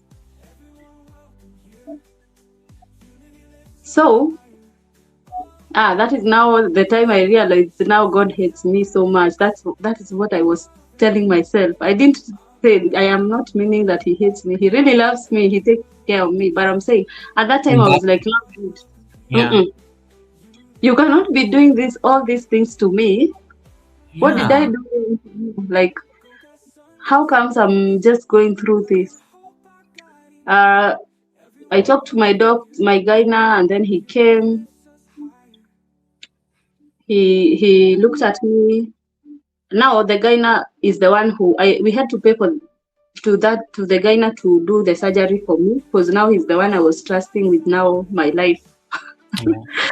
Apart from God, I was trusting him now so fully, because I knew he's the best gyna, you know. So he came. It was also an emergency. Imagine, now I had to go. I cried. That time I really cried. I was telling my husband, can you leave me when I enter into that theater? You just go pack your things and leave, or you just look for somebody else, you know, and forget about me, because now this is the end. I cannot give birth. I cannot give you children. And the last year, people used to tell you I'll not do that, and I was now telling him, now their prayers have been answered. You know, I was so bitter with even God himself, and I was telling him, now you go look for somebody else. Forget about me. Now I have to start life again.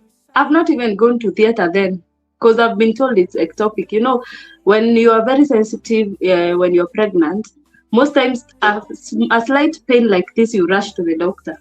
So that time it had not gone too far. So I realized when it was also early, I was not even unconscious and all that. So we went to we called the doctor. He came, and he was now the one to do the surgery for me. And now I told him, when he was injecting me those anesthesia and all, you know, that time, that moment you have with your doctor, they talk to you so that you go unconscious when you're singing, you know. So I told him, Doc, let me tell you one thing. You know, this is now the last time I'm I'm talking about having a baby, but just try something. You do your magic and make sure there's a way I can get a child. And then he told me, you don't worry. Now they injected me. I started singing, blah, blah, blah, and I was unconscious and all that. I stayed in theater for 3 good hours. 3 hours. Everybody was like, why? Kwani ameenda? Like, is she gone or she's still alive? You know. So I came out of that. The doctor told me, don't worry, Alice, I got you. So I was like, what is he telling me? And I'm from theater. Now the other side is removed. What are you talking about? There's no hope. Yeah. There's no hope. Actually, I had no hope. I had now from theater and from the wards and healing that 3 days before you go home. I had already told God, now God, I'm living here and I'm going to the world. And now they will know my story that they used to call me barren and I am now barren. So I'm telling my husband, yeah. Wow. So I used to tell God, now let me tell you, God, you have to allow me to accept this and be proud of it and tell a story about it, because now you have to allow me to accept and be proud of it and be the beautiful lady and start dressing up and doing everything to myself and love myself, because now there's no other chance of maybe having another child and raising. And I told God, now that you gave me a chance to raise my siblings, maybe that was my purpose in life. You know? I know. Oh my goodness. Yeah. So after that, I went home, and then my doctor called me, the gyna now. He told me there's something I want to tell you. So I was really bothered about that. I was wondering, what does he want to tell me? It's done. The only time I'll come to you is to check up on my health, nothing else. Curious question. When you chased the politician, your husband in this case, did he leave? No. Okay. Someone who is going to theater. Just checking. You keep the story. Oh, he is really there for me. Actually, he told me, no, you cannot say that. I'm here for you. I'm not leaving you, you know. And he was actually there for the 3 hours waiting for me to get out of theater. Because, you know, when you're having an ectopic pregnancy, the surgery, you have to be, and you have to be, what do we call it? I've forgotten. Unconscious, the whole body. Yeah. Not halfway, not like the way you are giving birth. So you're totally so it's totally like you're on anesthesia the entire time. The entire body, like you're not feeling yourself anywhere. You know, normally the normal CS you are the local. Yeah. It's only the down part.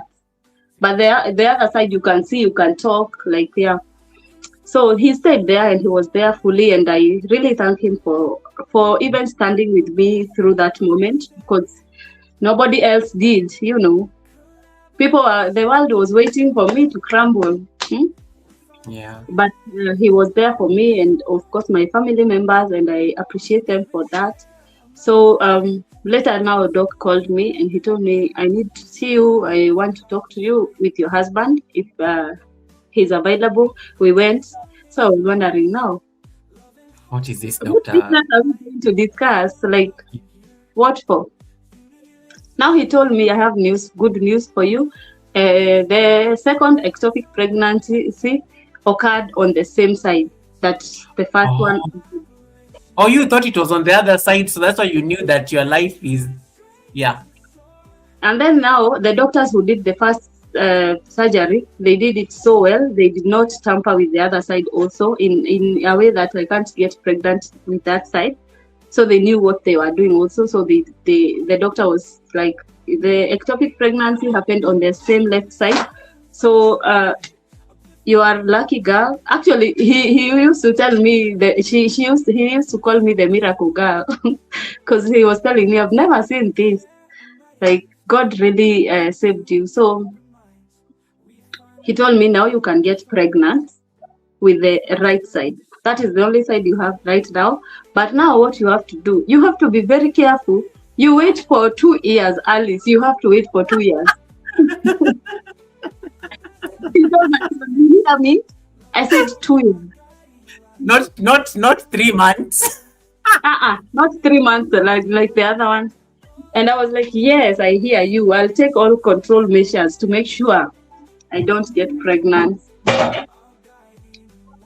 That was now in May now. May. Yeah. December I did surgery. May I did another surgery. And in this, is it December? In I think the following year, like around 6 months later, or is it 6 or 7? Thereabout, I got pregnant again. You did not wait for 2 years. Who can wait for 2 years? Oh my God. The doctor's instructions. I said no. I told no. I said no. I told God, now this is now an agreement between me and you. I cannot be like this. For 2 years, I wait for 2 years. I'll get kids at 30, and then what? How do you expect me to raise my kids for those years? So much for safety measures from Tiffany. I agree. Tiffany, stop saying what you're thinking. So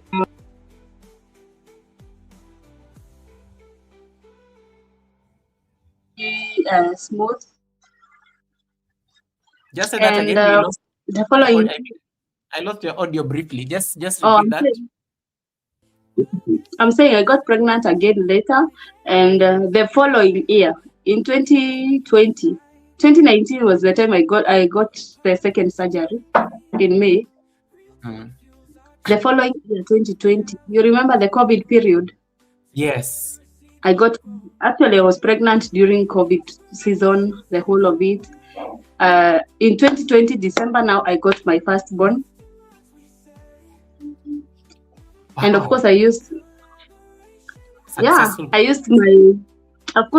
the same guy now, because I used to be very faithful to his to his service, you know. When he tells me come after 2 weeks, I'm there, like in the morning, very early in the morning in his office, because I wouldn't have traded that pregnancy with anything. Wow. So that's how I got KK. Now everybody knows. All my followers here, they know KK. He's my firstborn boy, a very special baby. And he's really, he's very smart. Like, I feel like God was just waiting to give me the best gift. And then I will also surprise you again. When I got now my first baby, when he was 3 years, actually when he was 2, I got pregnant. 3 years, 4 months, I got the second born. That is the girl now. That is now Lulu, the girl. That is how fast I needed things to go. That is how I told God to work for me. Back up, Dr. Alice. There's a lot to unpack here. Number one, you finally bring a baby into the world. Your son, KK. That was a successful pregnancy. Like when you what was that moment when you realized that this was not going to be because life sometimes throws us experiences, and sometimes even when the doctor told you that, hey, there is hope that you are going to have a successful pregnancy because this other side is still intact. But when you first, you did not even follow the doctor's instructions. So after 6 months, you are pregnant. When you went to the hospital and you realized that it's not an ectopic pregnancy, we can carry this pregnancy to term. What was the feeling like? Because the world had discounted you. They had told you are barren. People are busy telling your husband things. That can also take a mental toll, because even he's a man. Remember, he's a man. He got married, and even his siblings, even his friends, there's some ego there that, hey, how comes you got married and you're not giving us any kids and things like that. It must have wounded his ego as well. When you first got that news that this pregnancy was going to be a success, what was the feeling like? Because it feels like it must have felt like God remembered you. The conversations you are having with him, the world that discounted you and said you're barren, that was no longer the conversation. So what was that feeling like for you when you realized that, oh my God, this is going to work? So I told you the moment I realize I'm pregnant, of course, I usually test myself because now, that time I had a pharmacy for my own, I had a business. So I just went to, I used to go get a kit and do the test. And when I realized I'm pregnant, that same moment I called Dr. Njoroge and mbio niko hapo. Yeah, like I rushed there immediately. Now he told me, Alice, you don't listen to instructions. Natechovi says that Goga, me, I wouldn't have waited for 2 years as well. That is too long. So I think a lot of people, yeah. And you know, you're ready to be a mom. And I wanted to be a mother on my first years of after graduation, so that I'm done with that. You know, most ladies can understand what I'm saying. You usually want to finish up with giving birth, so that now you get your body back, you slay, you lose the weight. You know, you want to look going and stuff. Yeah, and you know, now I wanted to travel and do content and all that, so I wanted to finish up with this thing chap because you know the you know the that period of giving birth, being pregnant, giving birth, you are like in prison for like, let's say 3 years thereabout. That is a 3-year imprisonment as a woman.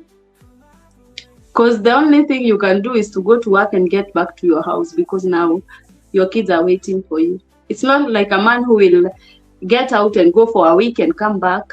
You cannot go anywhere for a week unless you go with that tail of yours here. You cannot leave that, you know. So I wanted to be done with that chapter. Now start raising the kids as I have fun and get my body back, you know. And I was like, you know, and there's something else, something else we used to believe as ladies, that the moment you get pregnant and give birth, you become a mama sasa. Now you are a mother. You are this big mama. You have a shapeless body, you know. So there's another best friend called Naomi. She's also a pharmacist. We were in the same class. So I used to tell her, let me tell you one thing. The moment I give birth, I have to bounce back. I cannot allow myself to look bad like the way people believe. You know, I used to feel like I want to do things different. I don't want to believe that I'll have that bad body and look this fat and shapeless and all that. So I used to tell her, I'll work my ass out so that I make sure this body is back. My God. So it was amazing, by the way, to have to do that. Now, the doctor told me, back to your question now, the doctor told me, you don't listen unless you do not listen. This is the second time now you do not listen. Now I told him, let me tell you, doc, there are things, I have plans in this life. And also God has plans for me. So let's try this out. Let's see how it works. Now he told me, let me help you then. Now because I'm done with you. Let me help you. I'll give you meds to make sure you will sustain that pregnancy. There are drugs that you can take during the first months.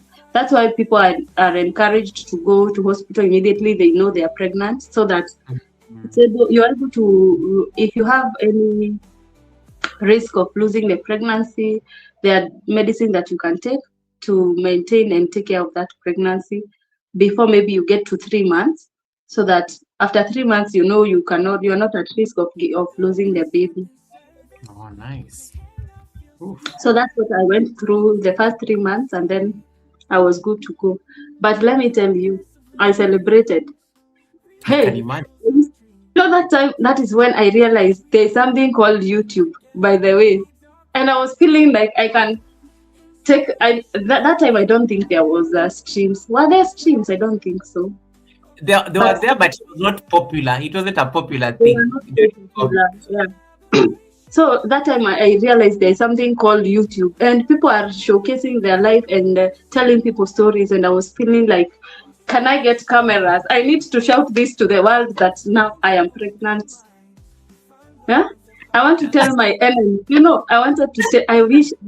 Even now, I usually wish, but I know they know I got kids. But I would want to know, to see what they feel now that I have 2 kids and they thought I'm barren. And they actually were, maybe they were looking for a girl for my husband to. That you marry now that your first wife could not give him kids and stuff, and Yeah, so I was really happy. I was really happy, and now somehow I got scared of sharing this story to anybody about just my yes, pregnancy. yeah, because now you're worried they may be evil I was people there. in my village. My village witches are The overworking. village I thought says they were me, overworking. yeah, they may do the thing. I thought they are the ones. Even I was wondering, guy, what's happening? So I was like, no, I have to hide this one.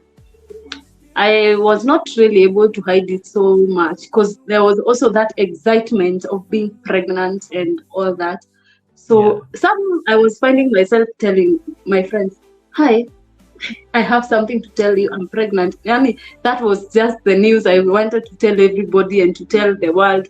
That's why now that time I started recording videos. I used to do Ah, videos. But I can assure you, I post them on YouTube. I never knew anything to do with YouTube, but I used to post them, and I knew there's something called private. There's that part for private. yeah.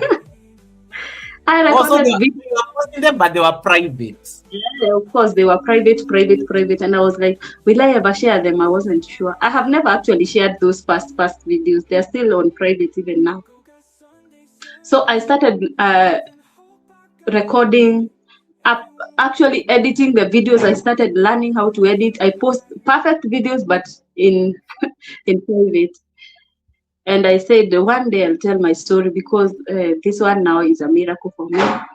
And I had that urge of doing YouTube so much that I was feeling every time my baby, when I got now the baby, every milestone I used to record, and I'm like, can I share this or not?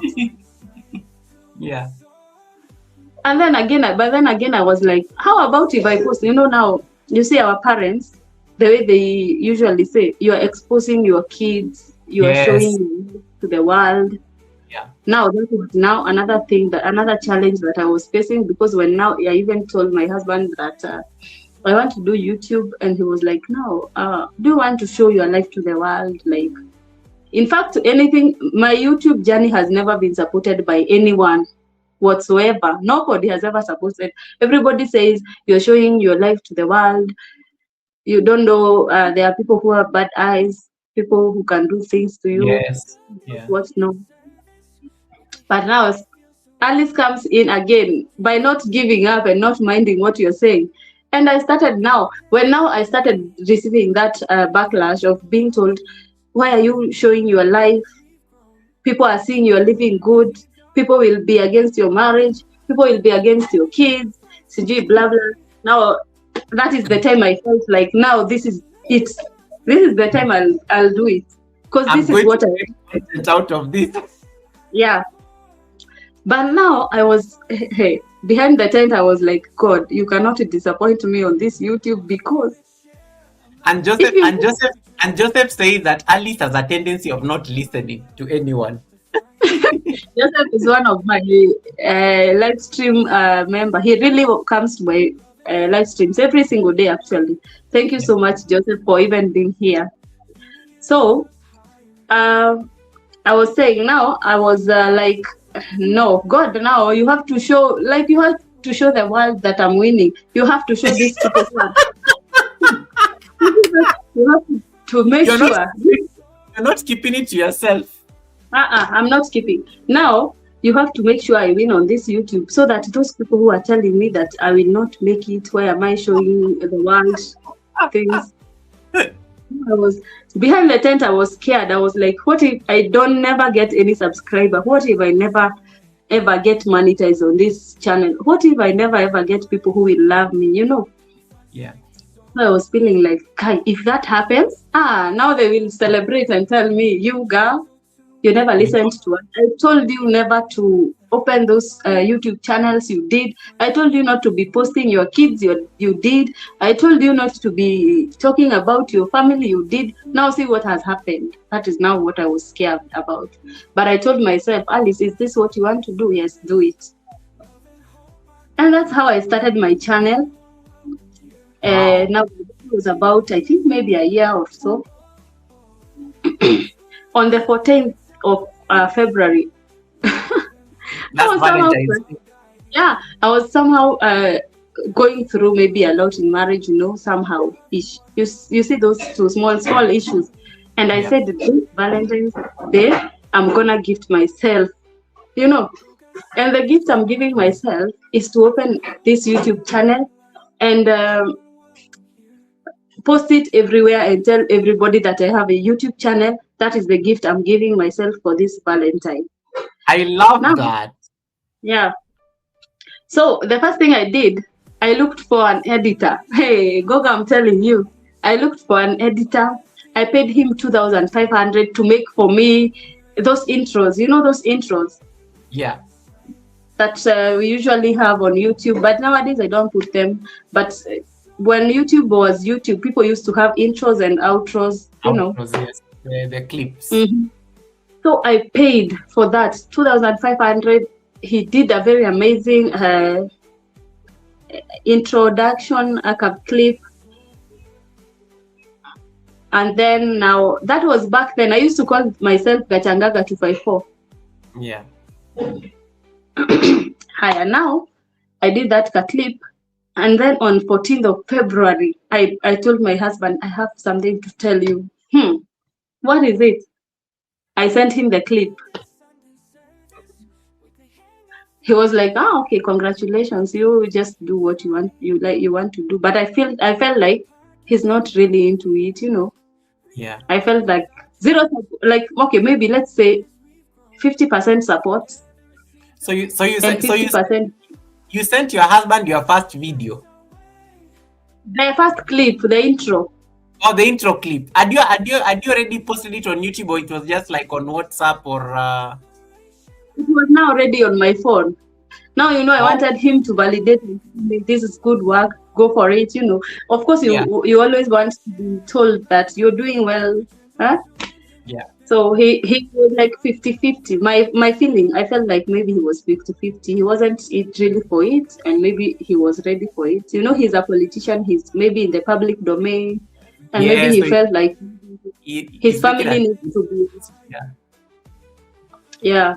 So I understood that, of course, but I said I'm still moving. So on the 14th, like this, 12 a.m., I posted that thing on my YouTube, and I also posted it on my WhatsApp status, the links. I had the energy. Hey, like nobody's business. And Wow. that's how my YouTube channel was born, because I really wanted to share it to the world. I was so excited about it, and so far so good. Nice. Mhm.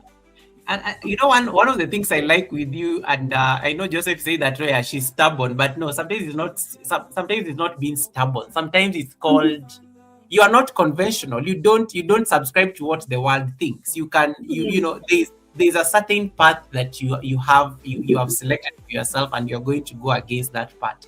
That Mhm. path. And sometimes I always like it from I always like it from the book of Esther, which is like one of my favorite scriptures in the Bible. Like sometimes you have to go against common sense in order Mhm. to fulfill like your destiny. And sometimes common sense is not really common. It's like, why are you going to see the king and people get punished for going to see the king unless they are called or things like that. So I love that. I love that the fact that the doctor says don't do anything, don't try to get pregnant for 2 years. You don't follow the advice, you end up getting pregnant, and Mhm. you get your firstborn son, and you've already gone against what the society was telling your husband and was also saying about you. um you start a YouTube channel, everybody's trying to say, no, you're going to be exposing too much. You've again gone against common sense. And you and I, we've grown up in this country. So I do know the pressure that comes with being an African, especially a Kenyan, in terms of the kind of content that we post. We don't have a lot of Kenyan YouTubers who showcase like, their lifestyle, like as we are doing. So it's already like uncommon anyway. You went, you chose a different path and decided to start a YouTube channel, which is also another like big thing. And when you look back, Dr. Alice, you went to study pharmacy. You're a girl child. That's already like a big win, like the fact that you went through that particular course. It's something that is, that men dominate that particular sector. Again, you're not following a script. You're always like, you're going against the script. You're doing things that make you Alice. And that takes like guts, that takes balls. And I'm using that, no pun intended, for the men who are on the live stream.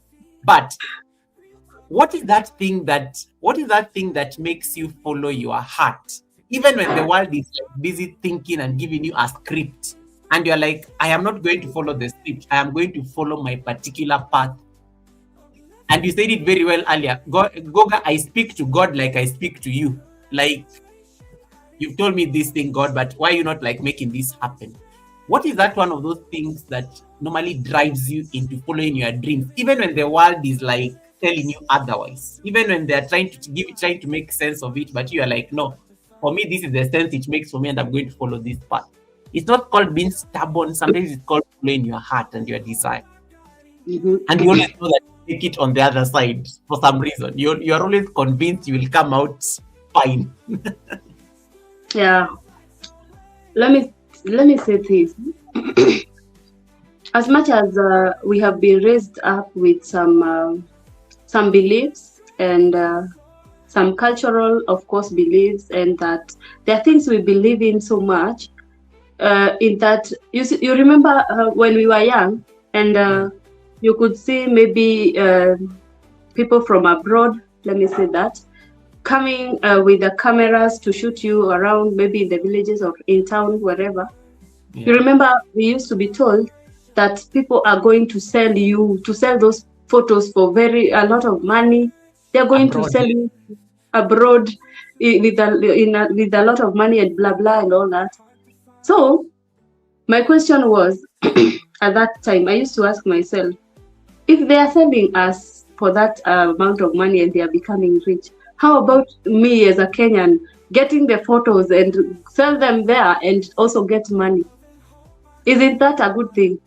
That is one thing I used to ask myself so much. But that time I never knew there is something like YouTube. Those apps were not really there. So when I realized there's YouTube, my friend, hey, thank goodness. So personally, I believe, now I'm back to your question now. I believe that... And just before you add that point, there's a reason it's called YouTube, not them tube, not us tube, not we tube. YouTube. You. Exactly. So one thing I've come to learn with time, as much as we love being validated, as much as we want to hear people's opinion about us, as much as we want to, like you see, like me, when I started my channel, I really wanted to send it to a few people so that they can tell me, you're doing a good job, so that I post. If they don't tell me, that I will not post. That is the normal way of people's living. But what I've learned is that as much as you want to be validated, as much as you want to be told by people, go Alice, do this, it doesn't really matter. What really matters is what you yourself are doing. You yourself is happy about. Because let me tell you, I will dress, you see that I'm dressed up right now. There's somebody who will tell me, why are you wearing this thing on your head and you have a wig? I'm very sure there's somebody maybe who is thinking that, right? Now, if somebody tells me that, I will be like, or I remove it. Or now that will change my mind And it will even make me even stay in the house, not even to leave the house, because I feel like maybe I'm not looking good. How will people look at me? But do you know, when that person tells you that, immediately he tells you that he has completely forgotten about it. He does not care whether you will go out with that, or you will not go out, or you will eat or you will not eat that day. He really does not care. I like But that. what matters is you. Do you think you look good? Yes. Are you ready to go out there? Yes. If that person told you you are not looking good, somehow, there's somebody who will see you and tell you, hey, you're so beautiful. Hey, you're looking nice. Yeah. So personally, I have learned that as much as I am concerned of how people will look at me, how people will say about me, I've come to learn that it does not matter to them. They will just comment, they will talk, but what matters most is you yourself. Is this making you happy? You know, is this giving you the comfort? Are you comfortable with it? Are you happy with it? When you go to sleep, are you proud of what you did? You know, because when you listen to people, my friend, you'll sleep hungry, die sick without talking. Nowadays, I don't care nowadays, actually, you see me. You remember? Hey, let me remind you. When you raided my live stream back then, my mom used to live in Kangemi. I know maybe most of you know the story by now. My mom used to live in Kangemi, in a ghetto, of course, the ghetto that I was telling you. That it's a slum. And outside the gate, there's a sewage running down. Yani, it's not a good place, to say the least. But of course, I also appreciate the place because I've been raised up there, and I'm not taking it as a bad place. It's a good place. But also, the lifestyle that my mom was living and my siblings, I was feeling like, I cannot show this to the world. How do you show this to the world? Yeah. People used to tell me, Alice, you are a doctor and your mom is living in a slum. Alice, you are a doctor and your mom sometimes is sick. You know, my mom is usually very sick even now she's not usually okay. But now I live with her in my house and my kids and my grandma. So what I was telling you is that time I used to fear. Even doing the live streams, I used to do the live streams when I'm in my house, now my husband's house, where I used to live with my husband. When I go to my mom's house, I will never record a video. Because I'm feeling like, hey, people will start asking me, you are a doctor, you cannot help your mother, you are a doctor, you cannot do this, you are a doctor, how are you? You know, but that time, you remember that time you raided me. I was in that house, my mom's house, and I had slept down on the floor on a mattress. I don't know if you guys noticed. And you are too excited with the raid that I think we did not even pay attention to that. Simone, I think, can confirm because Simone was there. Don't go back. But I'm telling you, I was sleeping down on the floor in a mattress at my mom's place. That room we were sharing, me and all my siblings plus my kids. And then the other room, my mom and my grandma. Now, who is my grandma has a stroke, and that my mom's bedroom was also the kitchen. Wait, that was, I did not notice any of those things you are saying. You wouldn't have noticed because I was really trying to bring the camera here so that you guys cannot see where I'm sleeping. Because I was just doing my live stream, and that last year, that is when I realized people really don't care. So I started saying I will be streaming or recording videos wherever I am, whether I am at home. Even that year, you can see on my channel, I posted videos for where I was in Kangemi at home, cooking there outside with the jiko. Most times I did that. But now, when I realized that, now I was able to stream even when I'm there in that house, a small house, and sleeping on the floor and all that. And I remember now that time you raided me, I was like, what the hell is this? What is happening? I do not know even how I got to know this community, by the way. I cannot tell you how. But the moment I started doing things, authentic things, without hiding, without making sure I am in a hotel, I have to record when I'm in a hotel. I have to record when I'm in my house because it's looking all good and it has everything. when I decided to do that, that is when I met actually this community, and I was surprised that how come there are people who really support each other, and they're not even celebrities, like, you get they're not these big celebrities we see in on YouTube, and we are like, hey, I want to be like this one. So I was like, oh, so you can grow on YouTube and earn money and have a community that really supports you, without being this big person who is known. When you go to the supermarket, everybody is looking at you. Hey, I was like, oh, wow. Then now I got to know the community and I started supporting people and all that. And somehow within that period, you raided me, and my eyes got opened up, like literally. From that time, I have never gone back. Whether I'm in the toilets, whether I am not having good hair. Hey, But toilets, no, toilet. We are not doing live streams on the toilet. But I have there's a never time. There's a but time I what was. I say Yeah. is I never ever try to care of what people will say, as long as I'm doing something that is making me happy. Like if you have watched videos like the ones I've done in the villages, most times I am having those lines for high school. Those primary school lines. Yeah. Like I am having those, I am having gumboots, I am sitting all over, I am eating with my hands. Like I don't care, and I feel really, really fulfilled with that. And that from the last year, to be very honest, if you have looked at my YouTube channel, I have really grown. I have been so much authentic with my job.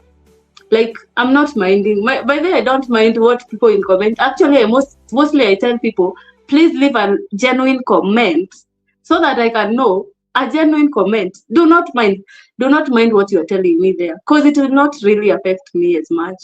Because I want to see that bad comment you're telling me, hey, that dress of yours is torn.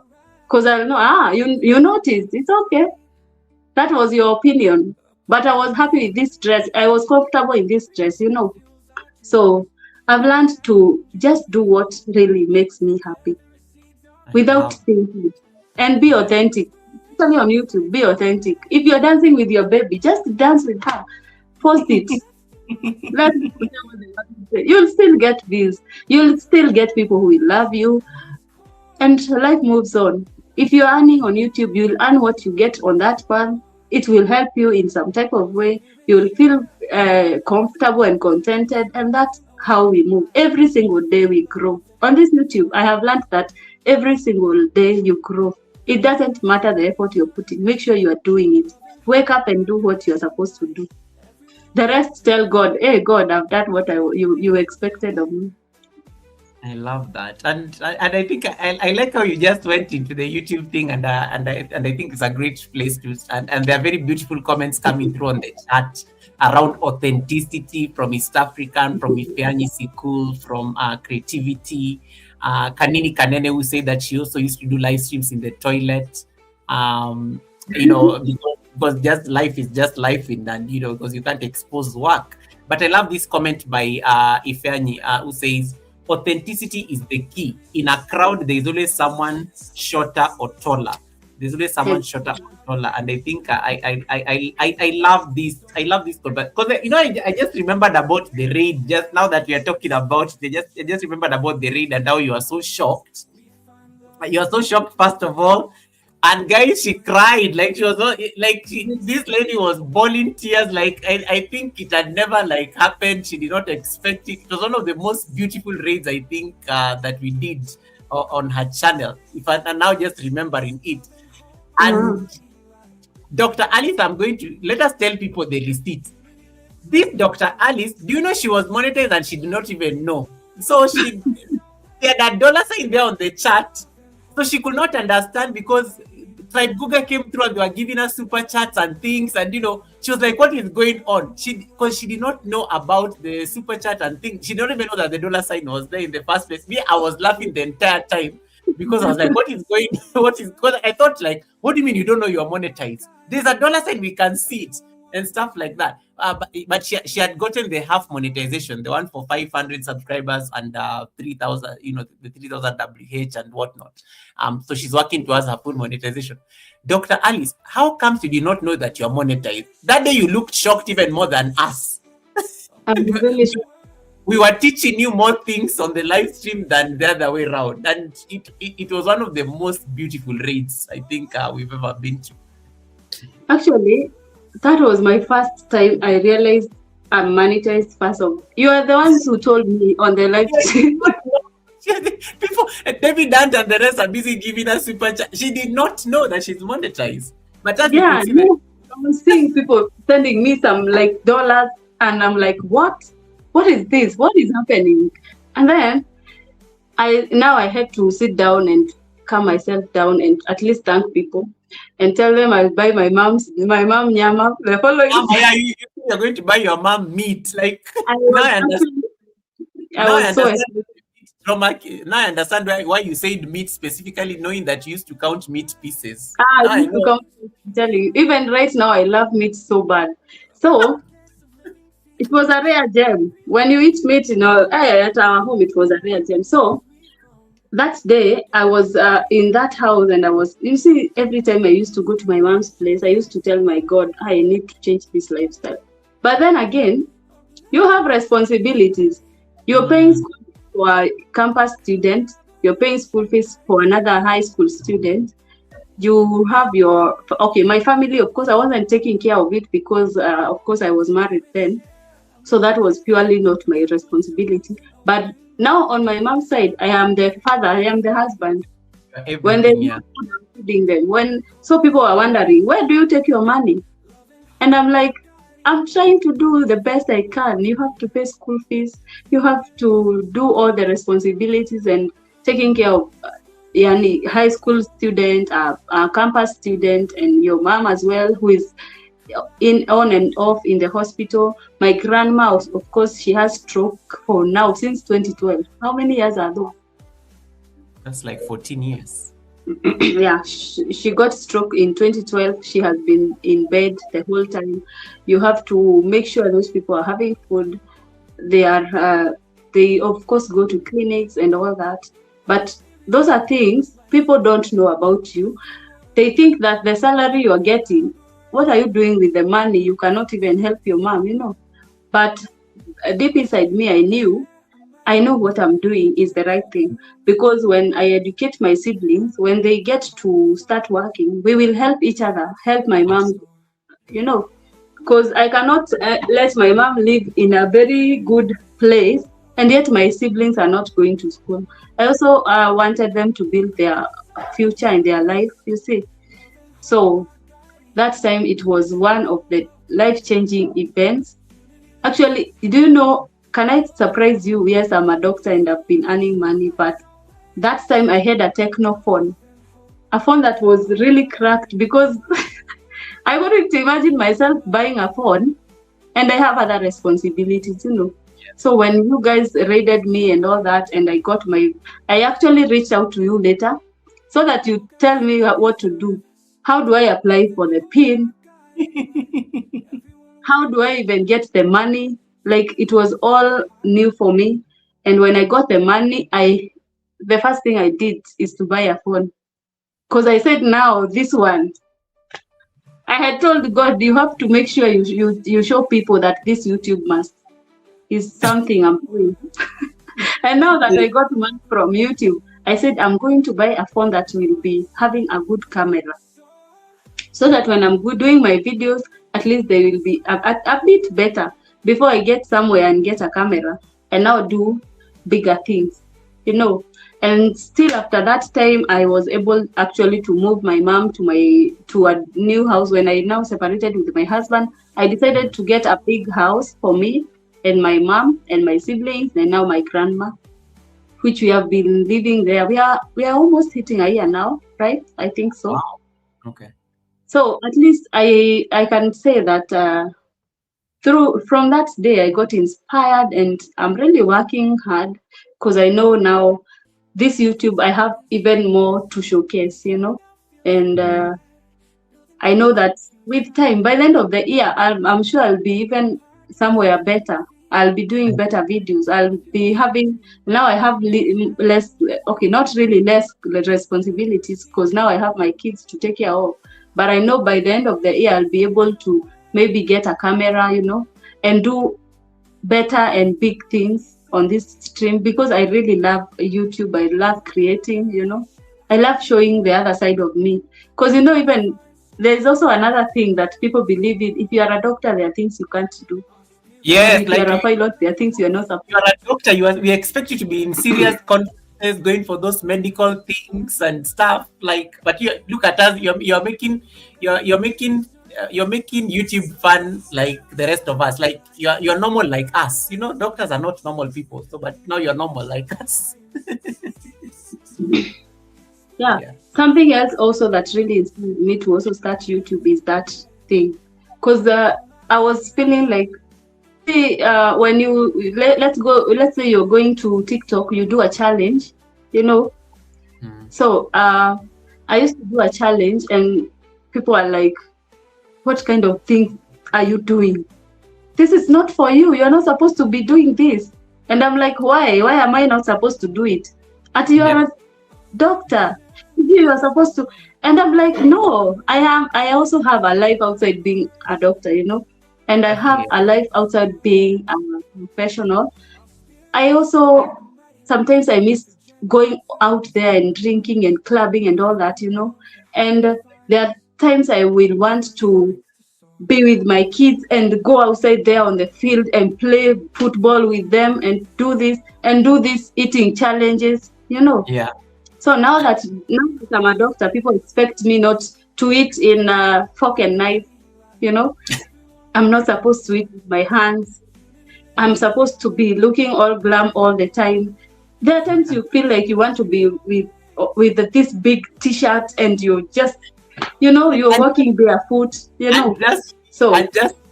should see me.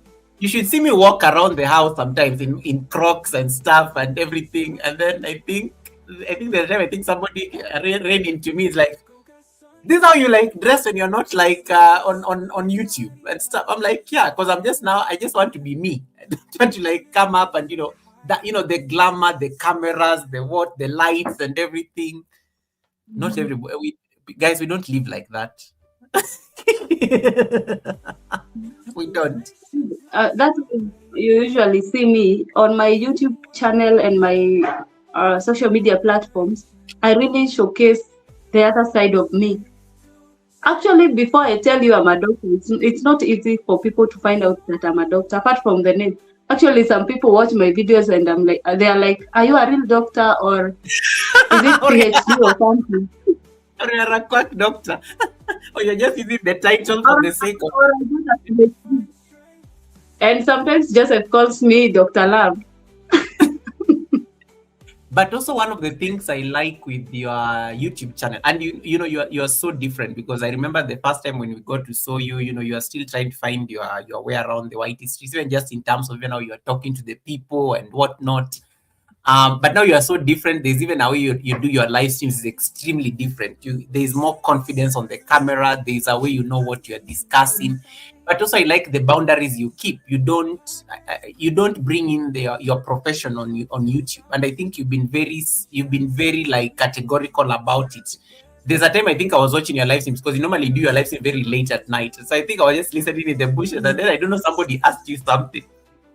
And I like how you shut them down, because it was something around medicine or something. They were actually asking you to prescribe something, and you refused blatantly, and you said, guys, I cannot discuss this. You already know how to reach me privately. My number is on my page, and I was like, I was so impressed, because there are people like, when they are on these YouTube streets, they will really struggle to like they don't know how to say no, because they will want to use that opportunity as a way to justify that, yes, I'm a doctor.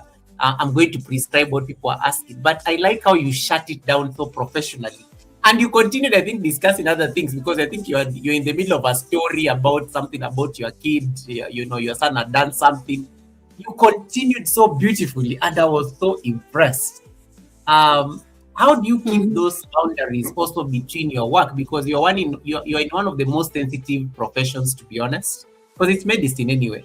And there's even YouTube, really, you cannot discuss medicine things, related things, especially on YouTube. We have to give Yeah. disclaimers. One day if we bring you here and you're to talk to us about like medicine and whatnot, we'll have to give disclaimers left, right, and center. But how do you keep that? How do you keep that boundary between Dr. Alice and also I am just Alice, guys. I have a life. I'm trying to like make sure my mom is living the most comfortable life. My kids are a mess. You'll hear them making noise in the background, but this is my life. This is how I'm living. So how do you like keep those boundaries and demarcation? You know, one thing I learned about this social media thing. In social media, we show people what we want them to see.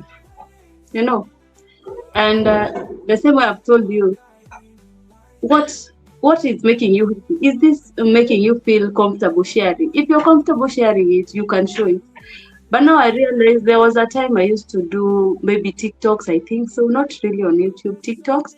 And there was also a time I used to do videos when I'm at work, at my job, actually, not really where I work, but my pharmacy. And then I realized people are asking, and I also used to stream on TikTok live. Then somehow somebody noticed that pharmacy.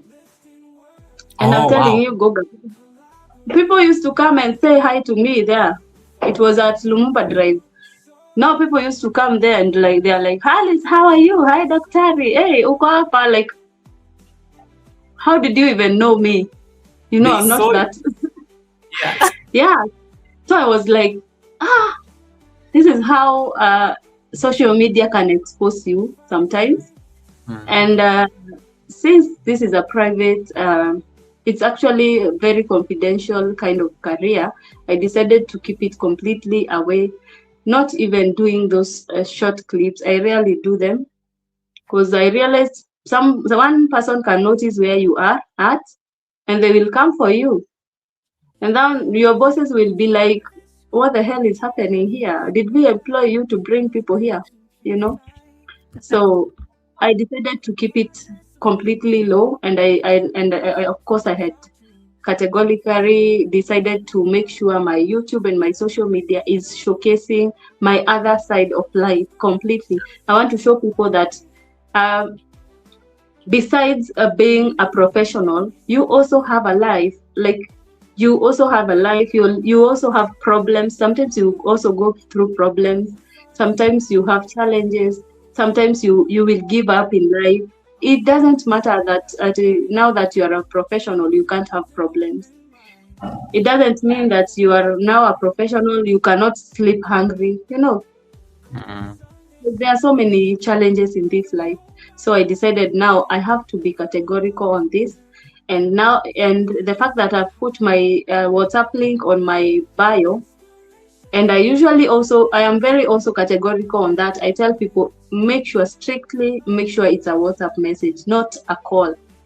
So there are those people who will not also listen. They will call you, they will video call you, but unfortunately I never pick them. And I also get calls. You see now, the WhatsApp nowadays, I'm realizing they are hiding the numbers. They will be hiding the numbers, but initially you will get the contact. Now you can call. People also call me through that line directly, but I never pick. If you have not texted me on WhatsApp and tell me what you want, that's it. I found it bold that you have your number there, because I don't share my number very often on my YouTube journey. I always prefer engaging people on Instagram in case there are any YouTube related questions, just to create that boundary as well, because people are weird. It's the internet. And you're an extremely beautiful woman, so I can imagine the kind of messages people are sending you, not even asking you about medicine. So and video call.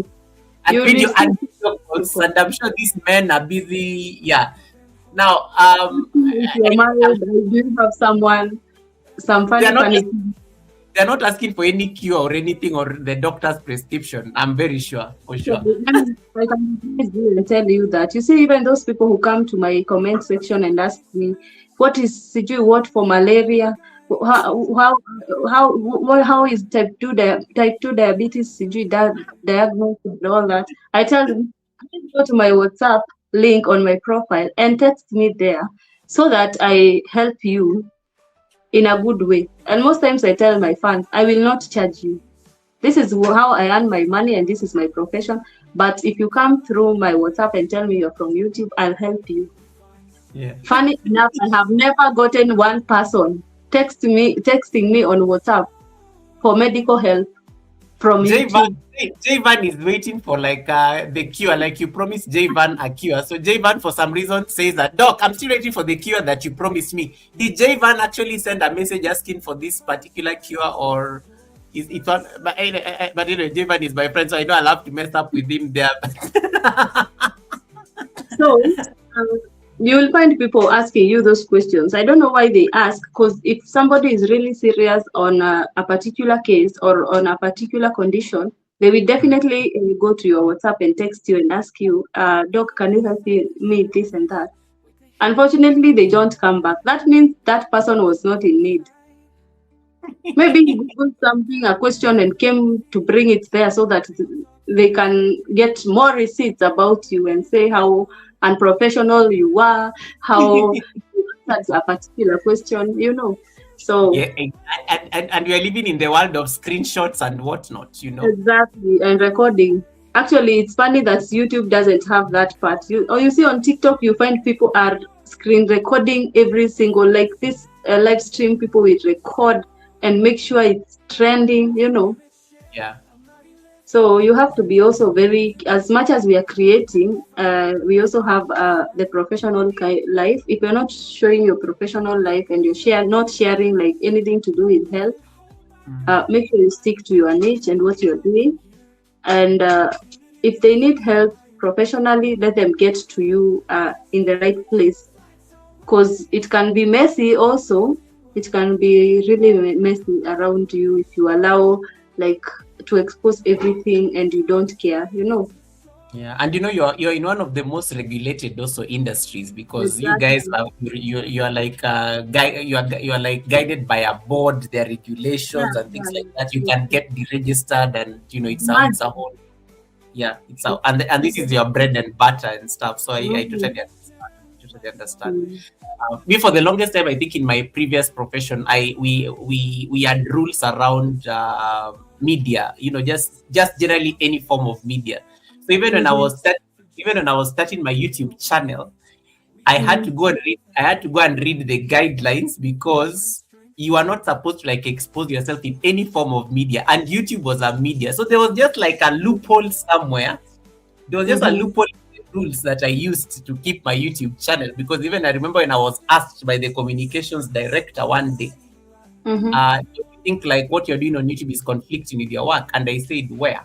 The guidelines are very specific. I'm not supposed to disclose where I work.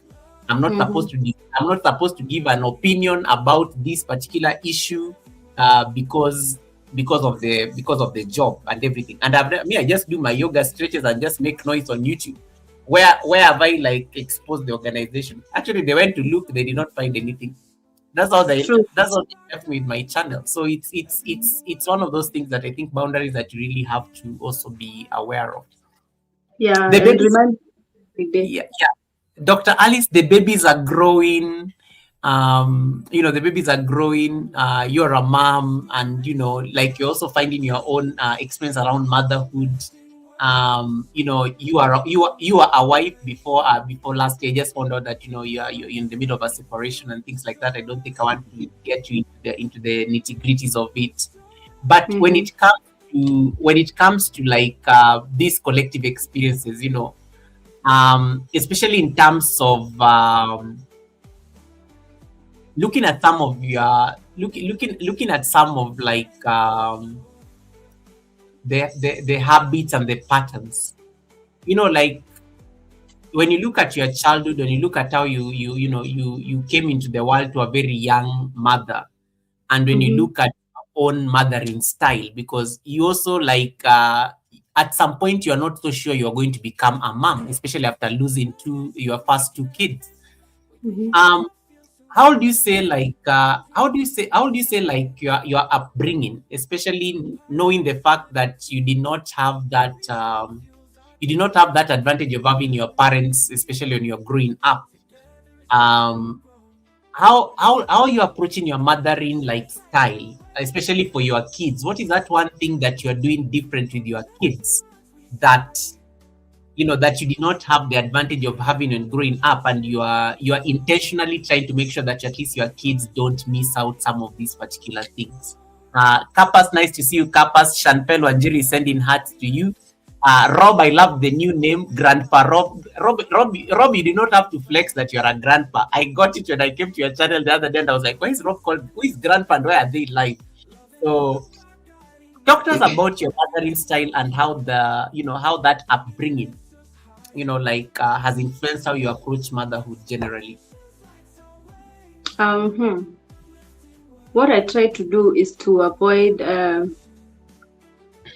exposing or doing things that I didn't like when I was growing up, I want to, first of all, the presence of a parent to a child, I think is very important, which of course I missed, but I felt that in whatever I do, I must create time and presence to my kids. Most times when I'm free and I'm not working, and most times I make sure I'm available for them, because that presence I feel is very important, especially in early stages of life, because that's when you bond with the kids, that's when you learn about them, their strengths, what they love, whether they have challenges in milestones, like if you are away from the child, you will never know anything about them. They also need that presence of a mother, of a dad as well.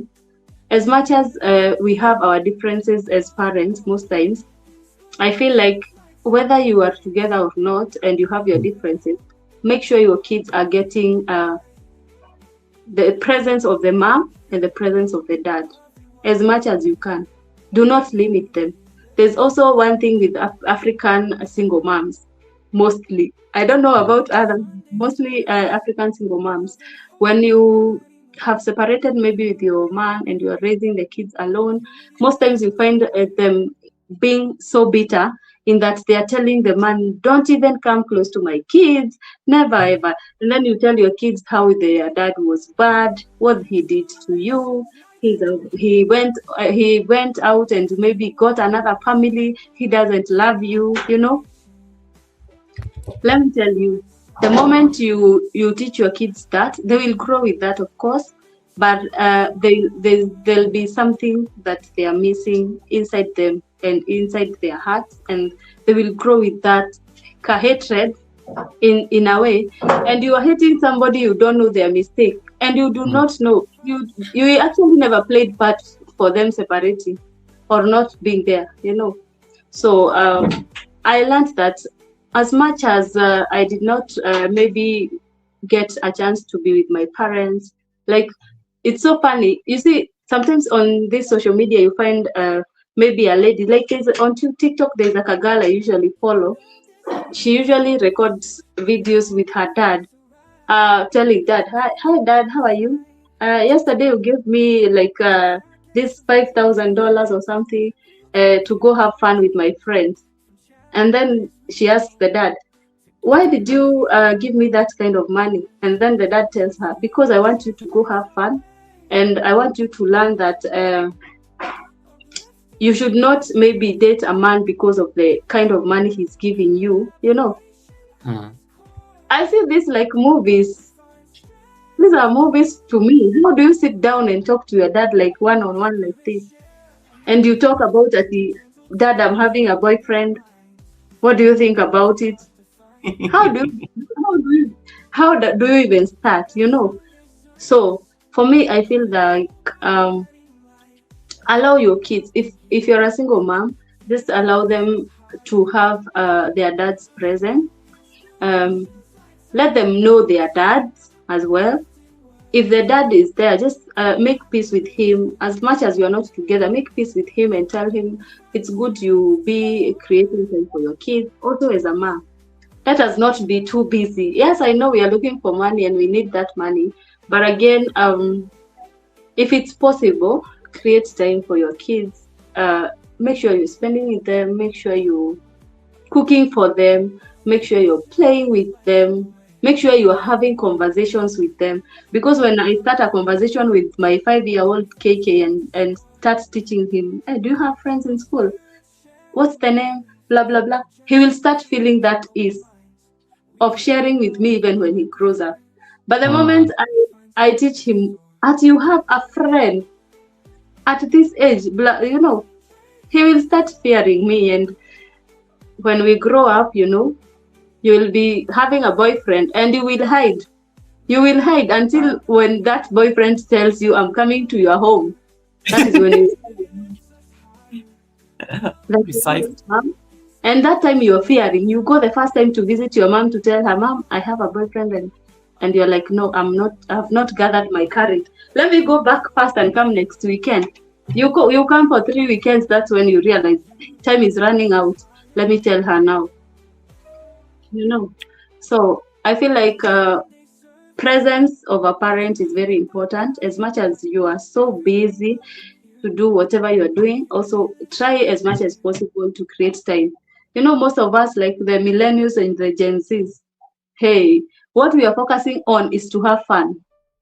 As much as I go to work, I have a nanny. Now the nanny is the mother to those kids, is the one who cooks for the kids, is the one who cleans the kids, cleans the clothes and everything. Now me as a mom, as long as I'm bringing in the money and food and snacks and everything, on Saturday when we go, calling my friends, where are you? Form, where is the form? Form. We go, have fun, drink, come home at night, late at night. You do not even know how your kids sleep. You do not know, even the nanny is the one telling you, hey, your child is coughing, your son was complaining about her tummy. You cannot even tell why the tummy is having a problem because you have not been there. Now you're starting to ask the nanny, what have they been eating this week? And then again, we come and complain when we see nannies becoming the wives to our husbands. We are there complaining so much. I'm sorry to say that. We are there complaining so much. But trust you me, your son and your daughters know your nanny so well. They have interacted with your nanny so well. She's the mother. In other words, you're just the biological mother who gave birth to that kid. And now you're the father now because you're the provider. You know, so play your role as a mom, show presence, cook for them, teach them that you're the mom, you're supposed to cook for them, make sure they are happy, show them love, play with them, you know. Don't be the serious person who will come to the house, food is cooked, now your work is to go to YouTube and chat and TikTok. Yet, you know, it's good to do that. I'm not saying it's bad because I also do it, but also you'd rather even play with the kids a few hours. You cannot be on the live stream throughout. Honestly speaking, personally, I cannot be able because I feel like I also need my private time with the kids. There are things you can discuss with the kids, you cannot do it on camera, you know. So yeah, that's it. Wow. And in terms of like and thanks so much, guys. If you're just joining and you have not yet connected to Dr. Alice, we are multi-streaming on both channels. So make sure you connect and just get to know like get to know who this amazing, beautiful lady is on the screen. You know, what's her story and whatnot. The belief that you know, like the belief that children of single mothers end up repeating the same cycle. What is your take on this? What is your take on this, especially not just as a firstborn, but also having been having been a child, been raised by us, at least in a single family household, you only got to see your dad much later after passing the exams, and he was there just temporarily in a bit of your life. What is your take on that aspect? Because I know that was a very passionate thing you wanted also to bring out carefully. Is it a myth? Is it a reality? Is it a gray area? Oh, sorry. Pardon me. I Yeah. was focusing on something else in my mind. Ask Yeah. again. No, I was talking about like there's this the misconception or the notion that children of single mothers often end up repeating the same cycle. Mm-hmm. What is your take on this? Is it a myth? Is it a reality? Or is there like a gray area around it, especially from your experience? Mm-hmm. Before, when I was married, okay, most times, most Africans, let's say that, or most people believe that you follow the rules, like you copy paste you copy paste your mother's life. Mostly, especially to single mothers, that's what people say. That if my mother was a single mother, the way she has raised me up, there was no the masculine energy, So I'll have that chest. I'll be the masculine. I'll go to marriage with that masculine energy and feel like, as long as my mom was able to do this, I can do it. Of course, we have that kaigo. Most of us, especially when you are raised with by a single mother, and also you have that.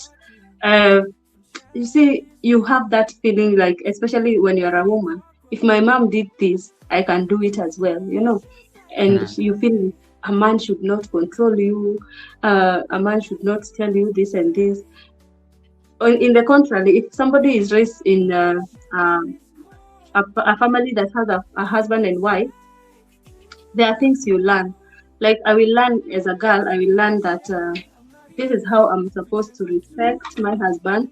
This is how I'm supposed to treat my husband. I'm supposed to cook for my husband. There's this order of life. The order of life, Goga, that it's always God above men, men above women, women above children. And that order of life must stick that way, whether you like it or not, whether you are a millionaire or not. That is the order of life, right? So when you are raised up in that kind of a family setup, you will know how to handle your dad. You see, the husband is the head of the woman, right? There's no time the neck will become the head. But you cannot learn that if you have been raised by your mom only, who has been the head and the neck and the body, So there's now the spiritual order of life. Most times when you are raised by single moms, we miss that part because we don't know how. We cannot, honestly, you cannot learn how to respect a man, especially if you're a woman, when you have never seen your mom respecting or showing love to the man and all that. Also, as a guy, you cannot be able to know how to treat a woman the right way if you have not learned it from somewhere. You'll just do things the way you want, the way you feel like. That's why you're finding most Gen Zs are saying, it is what it is. Are you here or not? If you're not comfortable to stay here, go. It doesn't matter, because most of us, to be honest, have been raised by single moms and with that lifestyle of, doesn't matter, let's move. Life moves on. If we separate today, I move to the next. That's why you're finding people, it's not easy for them to like stick to their own. You're just saying, nimetoka soko, kesho niko naoga. Wanasema you dressed up and you're back to the market. I'm back to the market tomorrow. That is now how the Gen Zs are taking things because of the way we are raised up, like with that traumas, bitterness. You have not forgotten you have not forgiven your parents. You have not even have your identity. You also need to get to have an identity and to know yourself before you even start achieving things. You have to come to terms with you. At the end of the day, it's you. Whether you have a parent or not, whether they raised you in a bad way or not, it's about you. Now get to know your identity first. Know how you want your life to be. Forget about the past. and now focus on the future. Actually, you do not actually, most of us, all of us, we do not have a past, we do not have a future. We only have the present. That is how what I mean by having to get to know your identity. So forget about the past, forget about the future. You don't know. Do you know how tomorrow will be? You do not know. Nobody knows. As much as we plan to, next year I want to buy a land, next year I want to build this mansion, that next year you do not have it right now. What you have is the present, the today. Like now, what I have now today is this, right now is this live stream. That is your present moment, absolutely. It's either I give it my best, or I can even decide to tell you, Goga, we can end this, let's sleep. I'm tired. That is the present I have, you know. I do not know how tomorrow will be. So let us, all of us, know our identity, stick to our present. If I wake up this morning, make a prayer and move. Am I supposed to shower and go to work? Do what you're supposed to do that time. That is the time you have. Make use of that time. And the moment you have that in mind, you will achieve a lot. But if you have the future in your mind, if I'll do that next week, let me not do a video today, let me do next week. Do you know even if that next week will be there? But the moment you say, I am a YouTuber, yes, I have woken up, yes, my camera is okay, yes, let me do this video because I don't know about tomorrow. You will be very consistent. You will find yourself being the best creator. Learn now. Do it now. Forget about the future. The future will unfold itself as it goes. Well said. And I think I couldn't have put it in any better way. You said something there that I want to just build upon before we get into the final questions, which is you said your identity.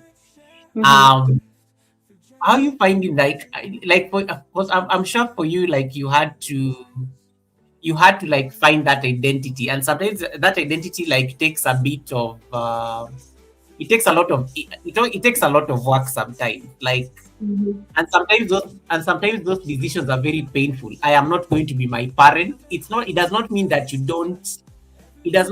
your parent was a lesser being. It's just that there's just a certain level of knowledge they had and they did their best.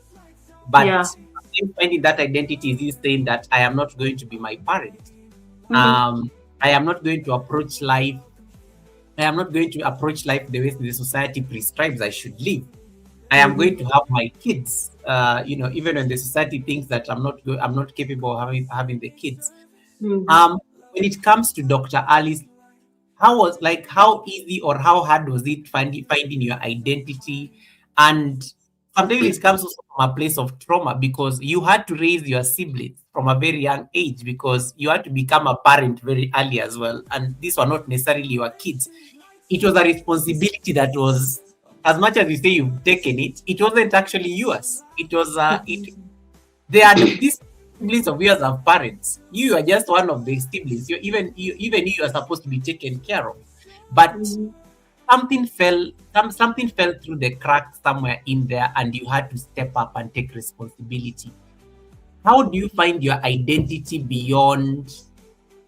Because your siblings, there's just so much you can do for your siblings, but it's not a guarantee that they will step up when the time comes. And finding your identity sometimes is making peace with that reality, that I have done my part as a sibling. Whether they step up and they take care of mom or grandma, it is something out of your control, and it's a reality that you have to accept. So how was it for you finding that identity, and also coming from a place that even as you're finding that identity, you are not acting based on the firstborn daughter trauma, like, hey, I'm the one who raised you, so I'm going to do it by force, by fire. I am not, it's not coming from a place of trauma, but it's coming from a place of healing and recognizing that this is the reality. Maybe I'm doing too much here. Maybe I need to step down. I need to step away, or maybe step back in this particular angle. Yeah, talk to us about that identity conversation, because I think from a firstborn daughter, I think it's necessary. Yeah. So along the way, I've come to to learn a lot. Let me say that. And there's one thing, as mostly us firstborns and the way we are raised up, we've grown up knowing that not only firstborns, actually all kids, they have been raised in a way that we believe when I grow up, I must. There was something I was listening to. Somebody was giving a story and asking, how comes when I give my mom 10,000 shillings, I'm just giving her as a token. Why? How comes she has to count and confirm it's how much?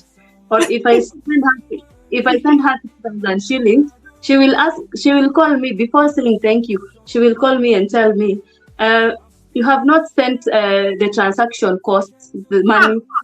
Like you have sent 3,030 for that, so that I withdraw the 3,000. You see the audacity that the parents are having nowadays. Like, there's that thing that our parents have raised up, that thing, thinking that as long as I'm working, I must be able to give my mother, my dad money. There is that culture that we have grown up with, knowing that as long as I'm earning money, I have to support the family, I have to build them a house, you know. So as I was growing up, I've come to learn that as much as we did that, or we have been doing that, and we have to continue doing that, as much as you have that, you also have your own life, you know. You also have your wealth to build, because, you know, I also have to build my wealth for my children, you know. True. So there is this life that I have, and that's why I say in this world, it's a big world and beautiful, and it's full of people. But at the end of the day, it's you and you alone. You have to work for yourself. You have to work for your body. You have to work for your health. Those are the major things that you're supposed to work for, so that you are able to give. You cannot be able to give love if you do not love yourself. You know, you cannot be able to feed the people when you are hungry. That's absurd, right? You cannot be able. I cannot be having zero money, but I go and get a loan and go feed people.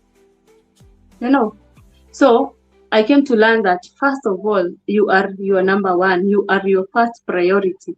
That's why I said, do what makes you happy. You know, make sure your health check. Make sure you are exercising. Make sure you are eating right. Your body is healthy. Number two, make sure you know your identity. Come to terms with yourself. Come to terms with your parents. You might be having a lot of issues with them, but right now I'm a grown up. I'm a mother. What can I do about my past? What can I do? How can I reverse life so that I live with my parents? I cannot.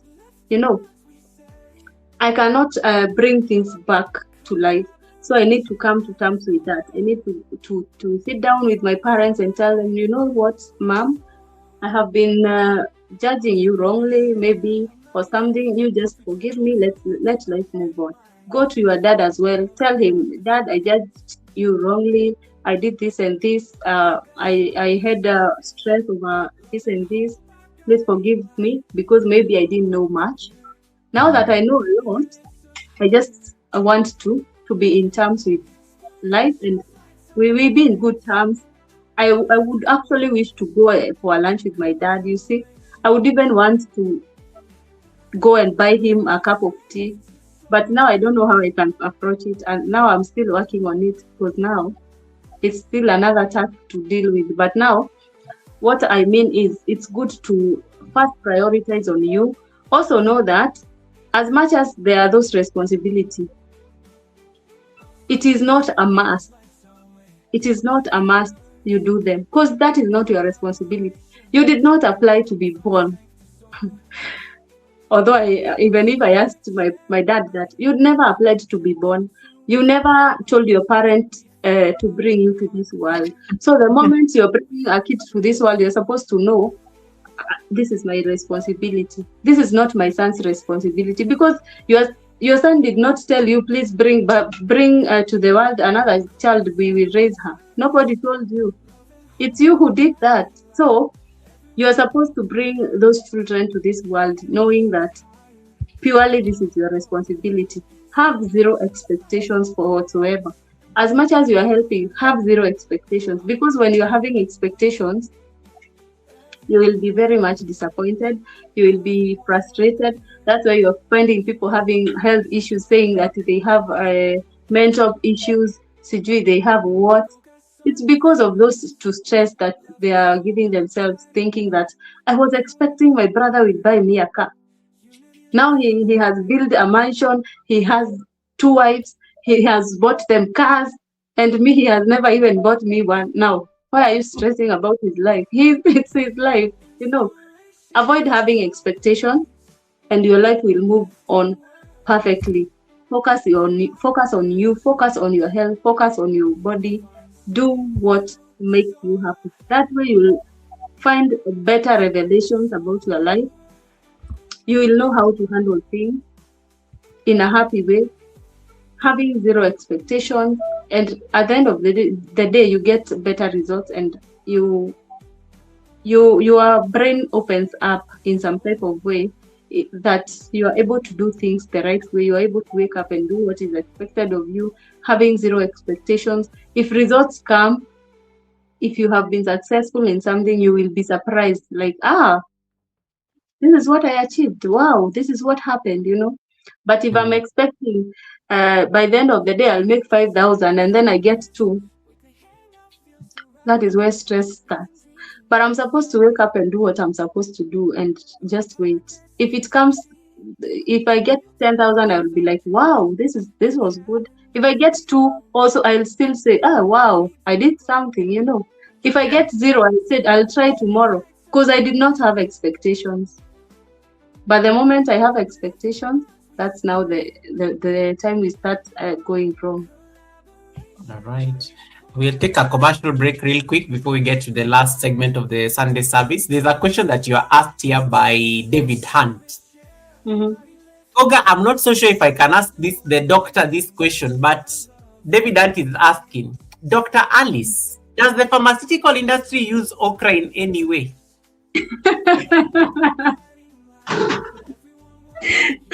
Oh my God! Of course, you knew this was coming. You knew this was coming. David Hunt is always getting us into trouble with all these okra questions. But any Sunday service gets us to go through the okra question in whatever form it is asked. So, what is your take on this? I don't think you're supposed to comment on the pharmaceutical industry per se, but the man wants to know about your take on okra.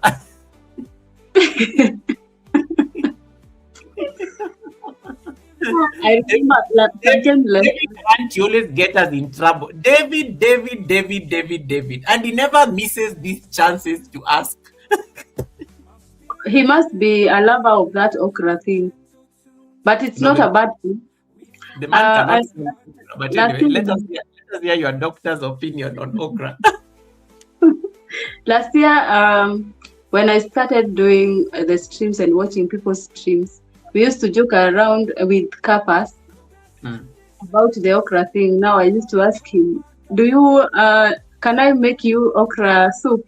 And then he was like, no, I hate that thing. So, what's my take about okra? I think let me say it's just food. And everybody should take it. It's a healthy meal. David Hunt, stop there, please. Do you take okra, Dr. Alice? I do. Okay, that is all we needed to know. Thank you for being very candid. Thank you, David.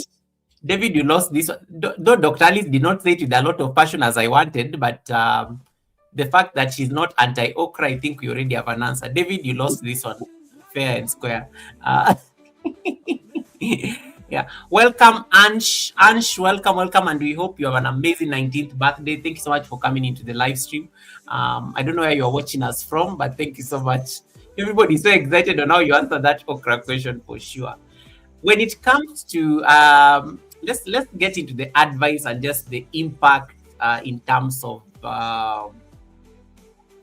like the story that is Dr. Alice. And don't worry, I will not keep you long. I'm mindful of the time because it's already 3 hours.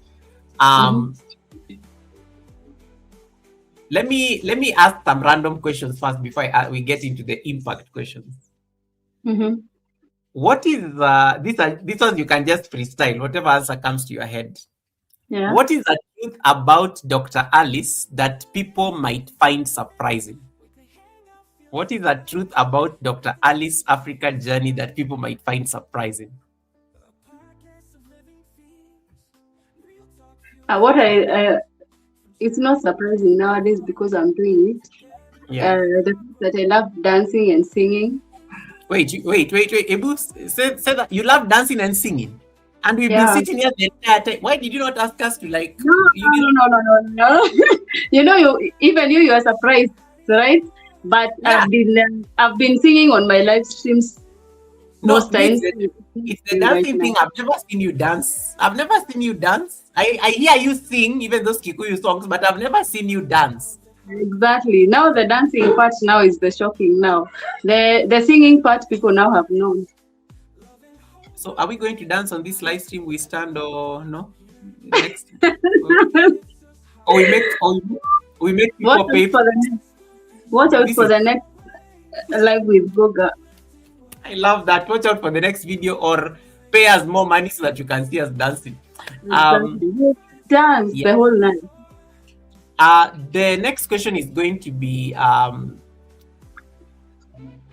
before to become the woman that you are today, to become Dr. Alice Africa, there is something you had to unlearn. There is something that you had to remove, and you had to cast aside so that you can become the woman that you are today.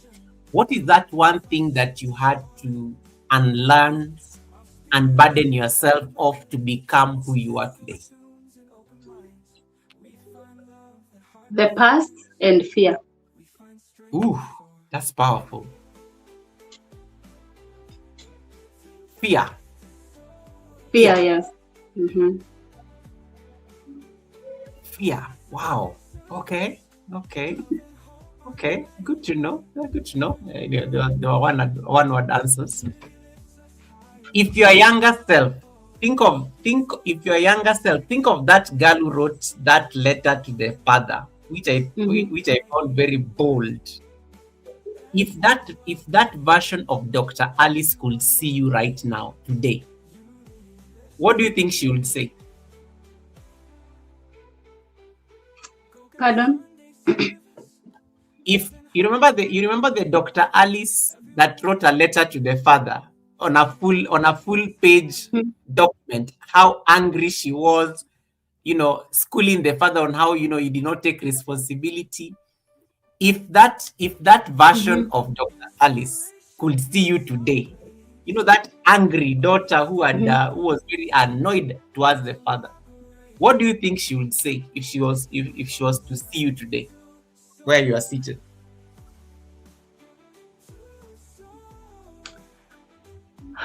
What I would say, it was now I was young. Okay.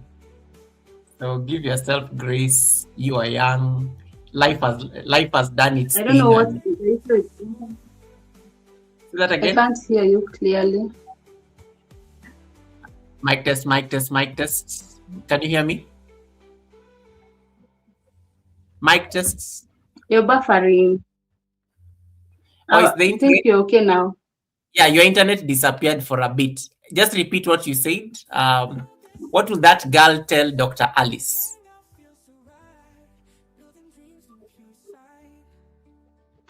I'm proud of you.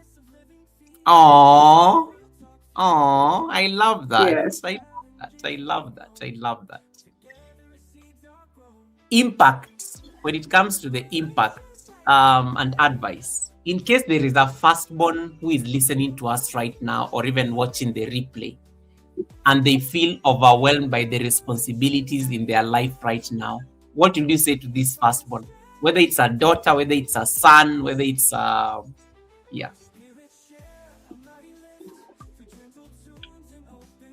What I will tell them is, do do what you are capable of doing. Do not feel the pressure of overdoing things that you're not capable of doing, because most of the things are not your responsibilities. So do what you feel you're comfortable doing, and also prioritize on you. Number one, do you first, and then you handle the rest. So make sure you're doing what you can handle. The rest, leave it to God. He will handle. Leave it to your parents. They will handle. That is their responsibility fully. You do what you can do and what you're feeling is the right thing to do. Nice. Nobody should question you. Even if they question you, that is none of your business. Oof, that is deep. Do what is it? Just do what you can. Do what you can. For the content creators, and I know you said this earlier when you're speaking about authenticity. For the people who are joining YouTube today, the people who want to be YouTubers, the people who want to be content creators, and they feel that their background is holding them back, the way you are scared of showing us that place where your mom was staying back in the day. What is your message for the people who think that their background is what is stopping them from showing up fully? What I will tell them is, I said there's no tomorrow. You new creator who is here watching me, there's no tomorrow. Start now. Start right away. Where you are with what you have, just start it. Start with fear. You will fight that fear along the way. Start scared. You will fight that along the way.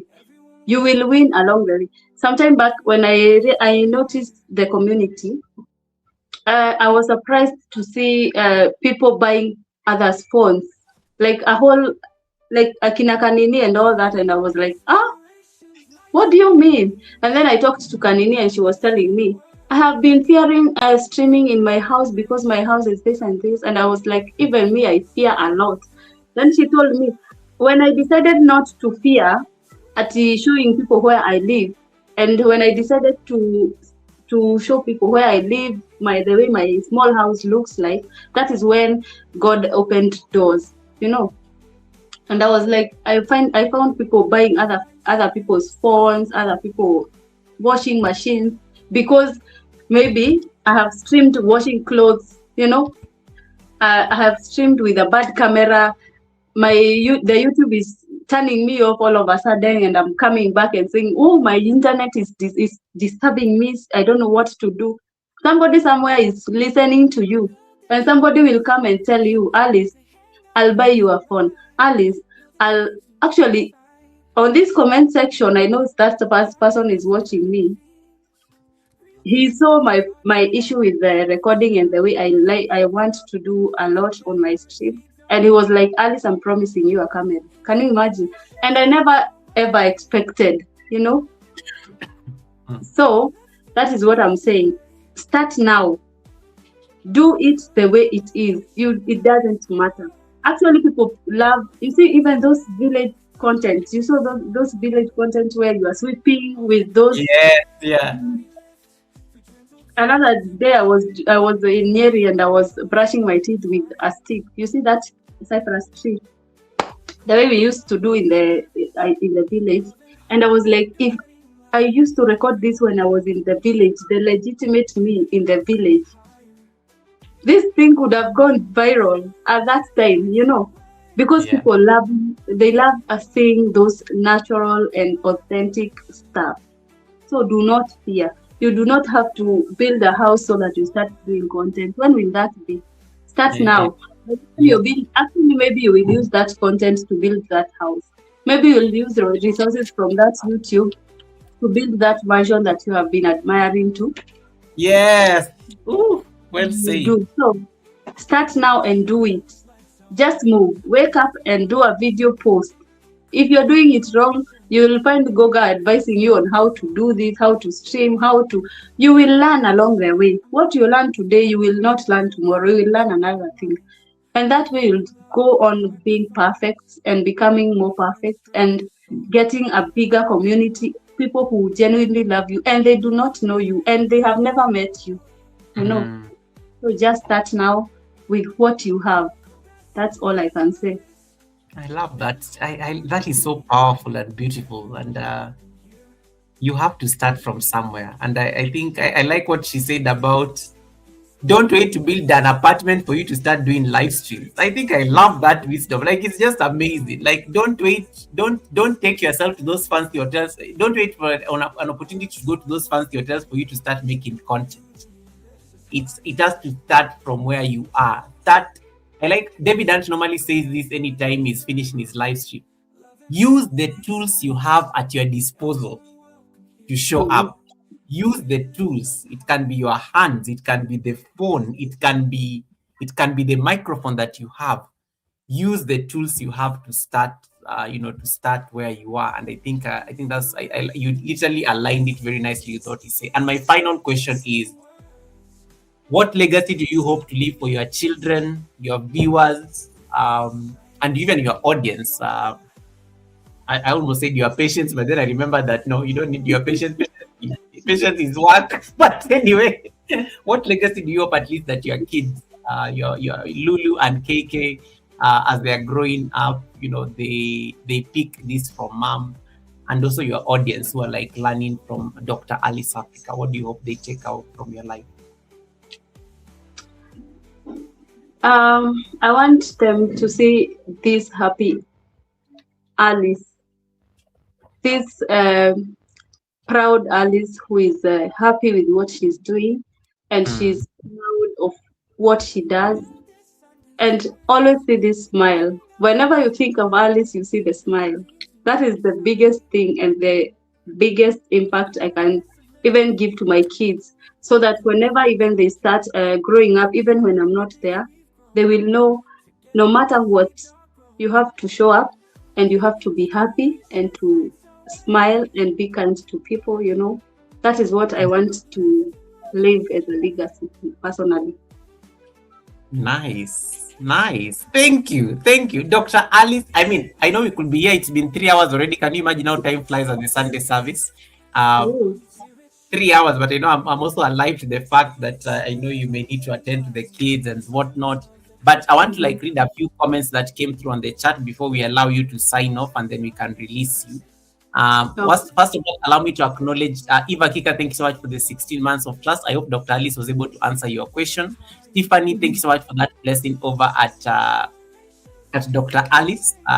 Blessings. I hope you have a blessed week. David Hunt, thank you so much for your okra question once again. And then Tiffany said, I was 37 when I had my last kid. I am done until the grandkids for babies. And something coming there. And then Wakesho was laughing that how you did not wait for people to see the pregnancy. You had to announce it because see what the Lord has done. And then there's something Wakesho said there that was very beautiful. Alice suffered in public. Now you are blessed. Show the world. I think I love that statement. And then Rob, thank you so much for the 12 months of trust. I really appreciate the blessing. Thank you so much, Rob, for that blessing. East African workout girl who is in the bushes says, I don't have a house manager. I am a mom, wife, content creator, businesswoman, and an employee. I have to balance all this and have my own time as well. That was a very powerful statement. I love that. And then Tiffany agreed with you and said, I believe no matter how hard we try, our kids see our struggles. So teaching them that it's possible is great, but also making sure that they want more. They want more makes the difference. I think that's literally the essence of the message that I think you are sharing with us here. Dr. Alice, I think I don't have anything on my end. I don't know that there's anything else that you think you should have covered, and maybe you don't want us to lose that message. I'm going to put you on solo layout so that at least you can share that out, and then we'll be able to release you and end your stream after that. So guys, if there's any question for Dr. Alice, please feel free to drop it on the chat and let me know whether there's any question you want to ask. If you don't have any question and you just want to affirm the beautiful lady, please get out of my live stream right now. Dr. Alice, what is your favorite color? Purple. Purple. Oh, purple like me. Yeah. Thank you. Guys, in case you have not yet connected to Dr. Alice, please drop for me some purple hearts on her live stream. We are about to release her. Just go there and make sure you've given the thumbs up. Just make sure you've given the thumbs up right there. Go out of my live stream right now. Click on the pinned link. I want to see you all there dropping those purple hearts on her live stream. Remember, she's working towards a WH. It's important we support her WH journey. Just jump there, give me a thumbs up, and stay there until I end her live stream, and then you guys will come back here for the affirmation, and then I see you there. We can send you on a flight. Get out of my live stream right now. There's a pinned link on top of my chat. It will take you over to Dr. Alice's live stream.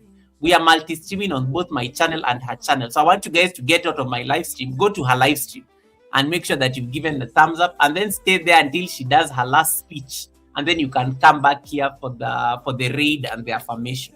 All right. Kevnish, nice to see you. Uncle Barry, nice to see you. Thank you so much. Mama Fisher, nice to see you. Juba is in the building. Welcome, welcome, Juba. Nice to see you. Thank you so much, Juba. Jamaican, thank you so much for connecting. Jamaican Speak Studies, thank you so much for. I saw your beautiful comment. Thank you for connecting to me over from Fluffy Diva yesterday. Was it yesterday or today? Today, earlier on today. Thank you so much. I saw your comment and I can't wait to come and check out your house. I've been seeing you a lot in the space. But thank you so much for making it to the Sunday service, Jamaica, and I really appreciate that support. Right.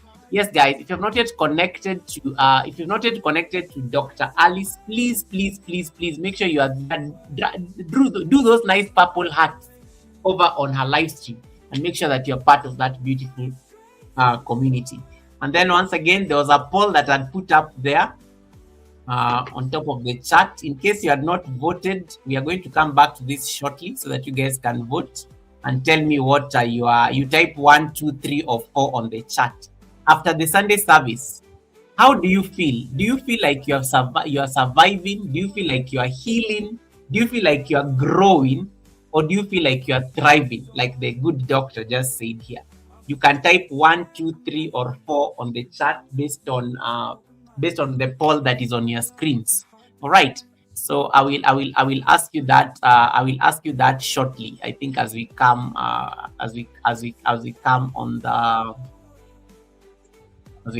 I think to do the what do you call it? The read and the affirmation. So thank you so much. I see everybody's confirming that they are connected to Dr. Alice. Thank you so much. Drop those purple hearts over to her live stream. It's very important before we release her. Make sure you are connected to her. Those of you are not aware, that is her channel. She's working hard to get it to full monetization. So we are working towards the 4,000 WH. Make sure you're connected to her. She's on the road to 3K. Be part of that community. You can join her community. You can join her membership. You can give her a super chat. You can give her her blessing. Be part of that beautiful community and just thank her for just thank her if she ministered to you at this Sunday service. If you're a firstborn and you're like, this lady was talking to me, make sure you leave her a comment right there on her videos. She will definitely get back to you within a day. Make sure you leave her a comment so that she can get to connect to you as well. So drop those nice hearts there. And then we are going to give her a chance to yes, I see a number of you have jumped over there. Stay there. I'm going to give Dr. Alice a chance to sign off. And then as soon as she finishes, we are going to end her live stream. Then you guys can jump over here. We do the affirmation, and then I can send you guys on a read. So Dr. Alice, thank you so much for your time. Thank you so much for the wisdom. I don't believe we've been talking for the last 3 hours. I thought it was going to be a 2-hour live stream, but I think you're also an amazing conversationalist. And I think we needed to get this story out there. And thank you so much for sharing and being vulnerable enough to share with us your story. There are so many people on the chat giving you some affirmations, including Christopher, who says, "Thanks, strong queen you are." I like somebody just called you a queen there. East African says, "I'm a firstborn as well." Thank you so much for that. Mama Fisher, thank you so much for that thumbs up. Chef Zed and everybody else. I see Rob Albanks is also there like a family. Juba has jumped there.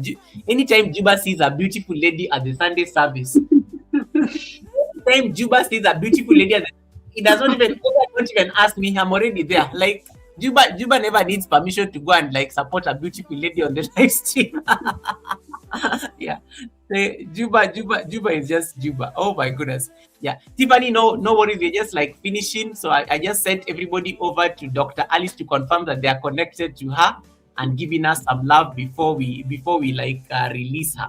So guys, confirm that you've dropped those nice purple hearts over at Dr. Alice's chat. Make sure you are connected to her. Stay there until she like finishes her speech, and then the moment I end the live stream, at least it will have stuck. It will have stuck.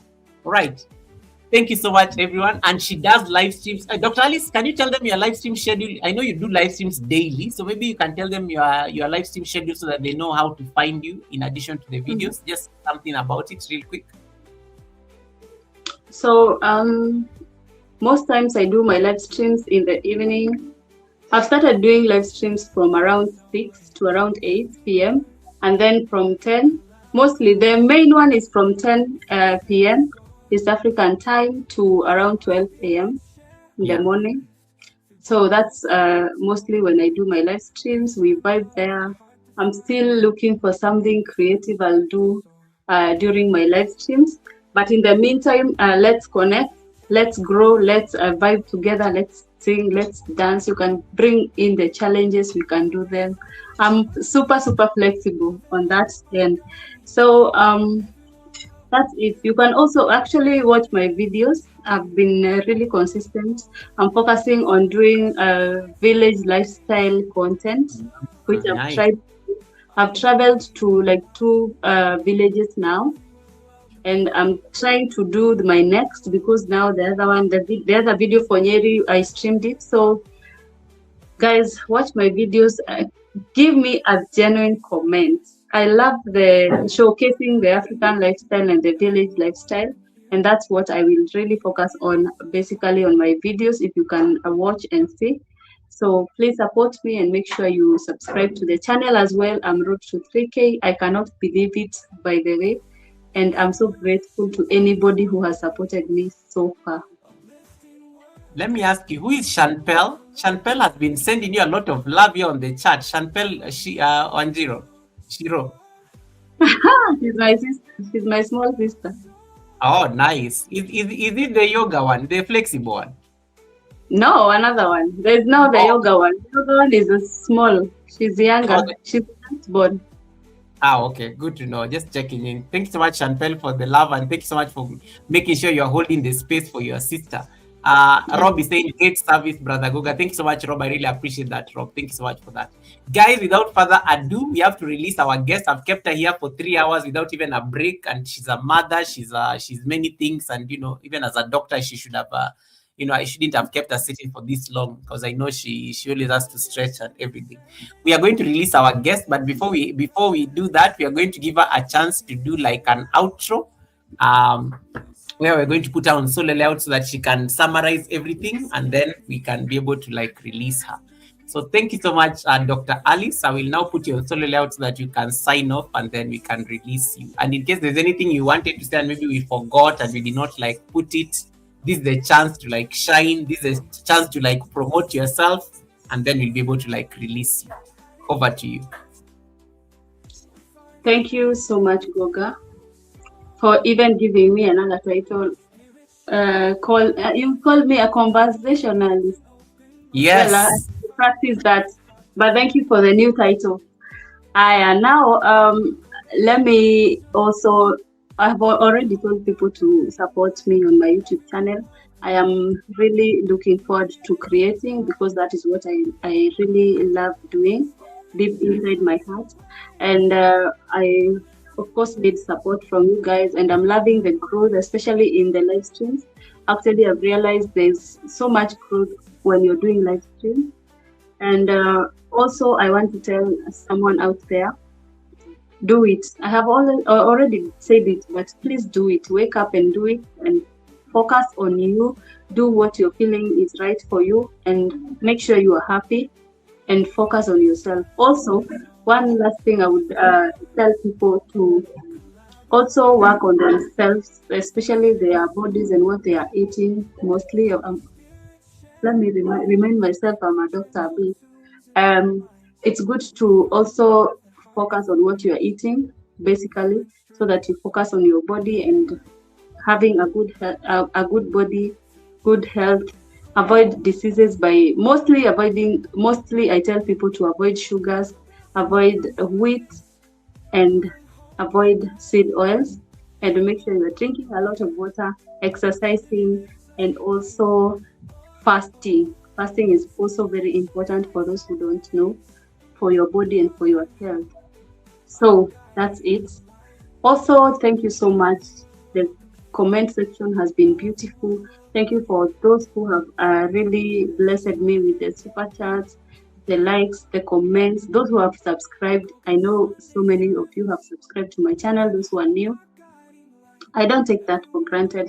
Thank you also, Goga's community. Let me call you that. The whole community, you are amazing. You supported me when you found me sleeping down there, and you came with too much love for me, and you made me realize that I will still shine in this YouTube street. So thank you so much. You guys have made me become who I am today, 1 year down the line. Honestly speaking, you are the reason as to why I came back and started pushing, because at some point I was giving up, but right now I'm pushing and pushing. So thank you so much from the bottommost part of my heart. I appreciate you.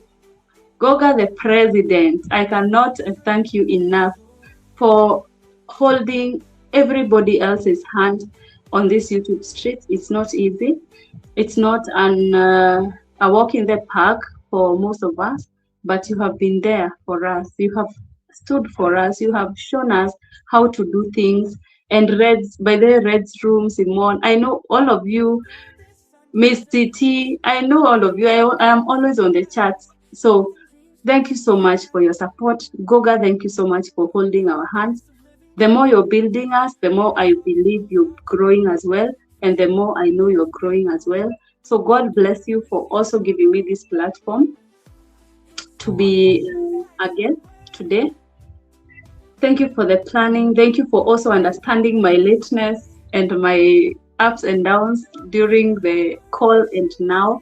But I thank you for also understanding the situation and telling me it's okay, we are going to do this. So thank you so much, guys, for the day, for the Sunday service. I do not take anything for granted. May God bless you. See you on the other side. All right? Thank you so much, and bye.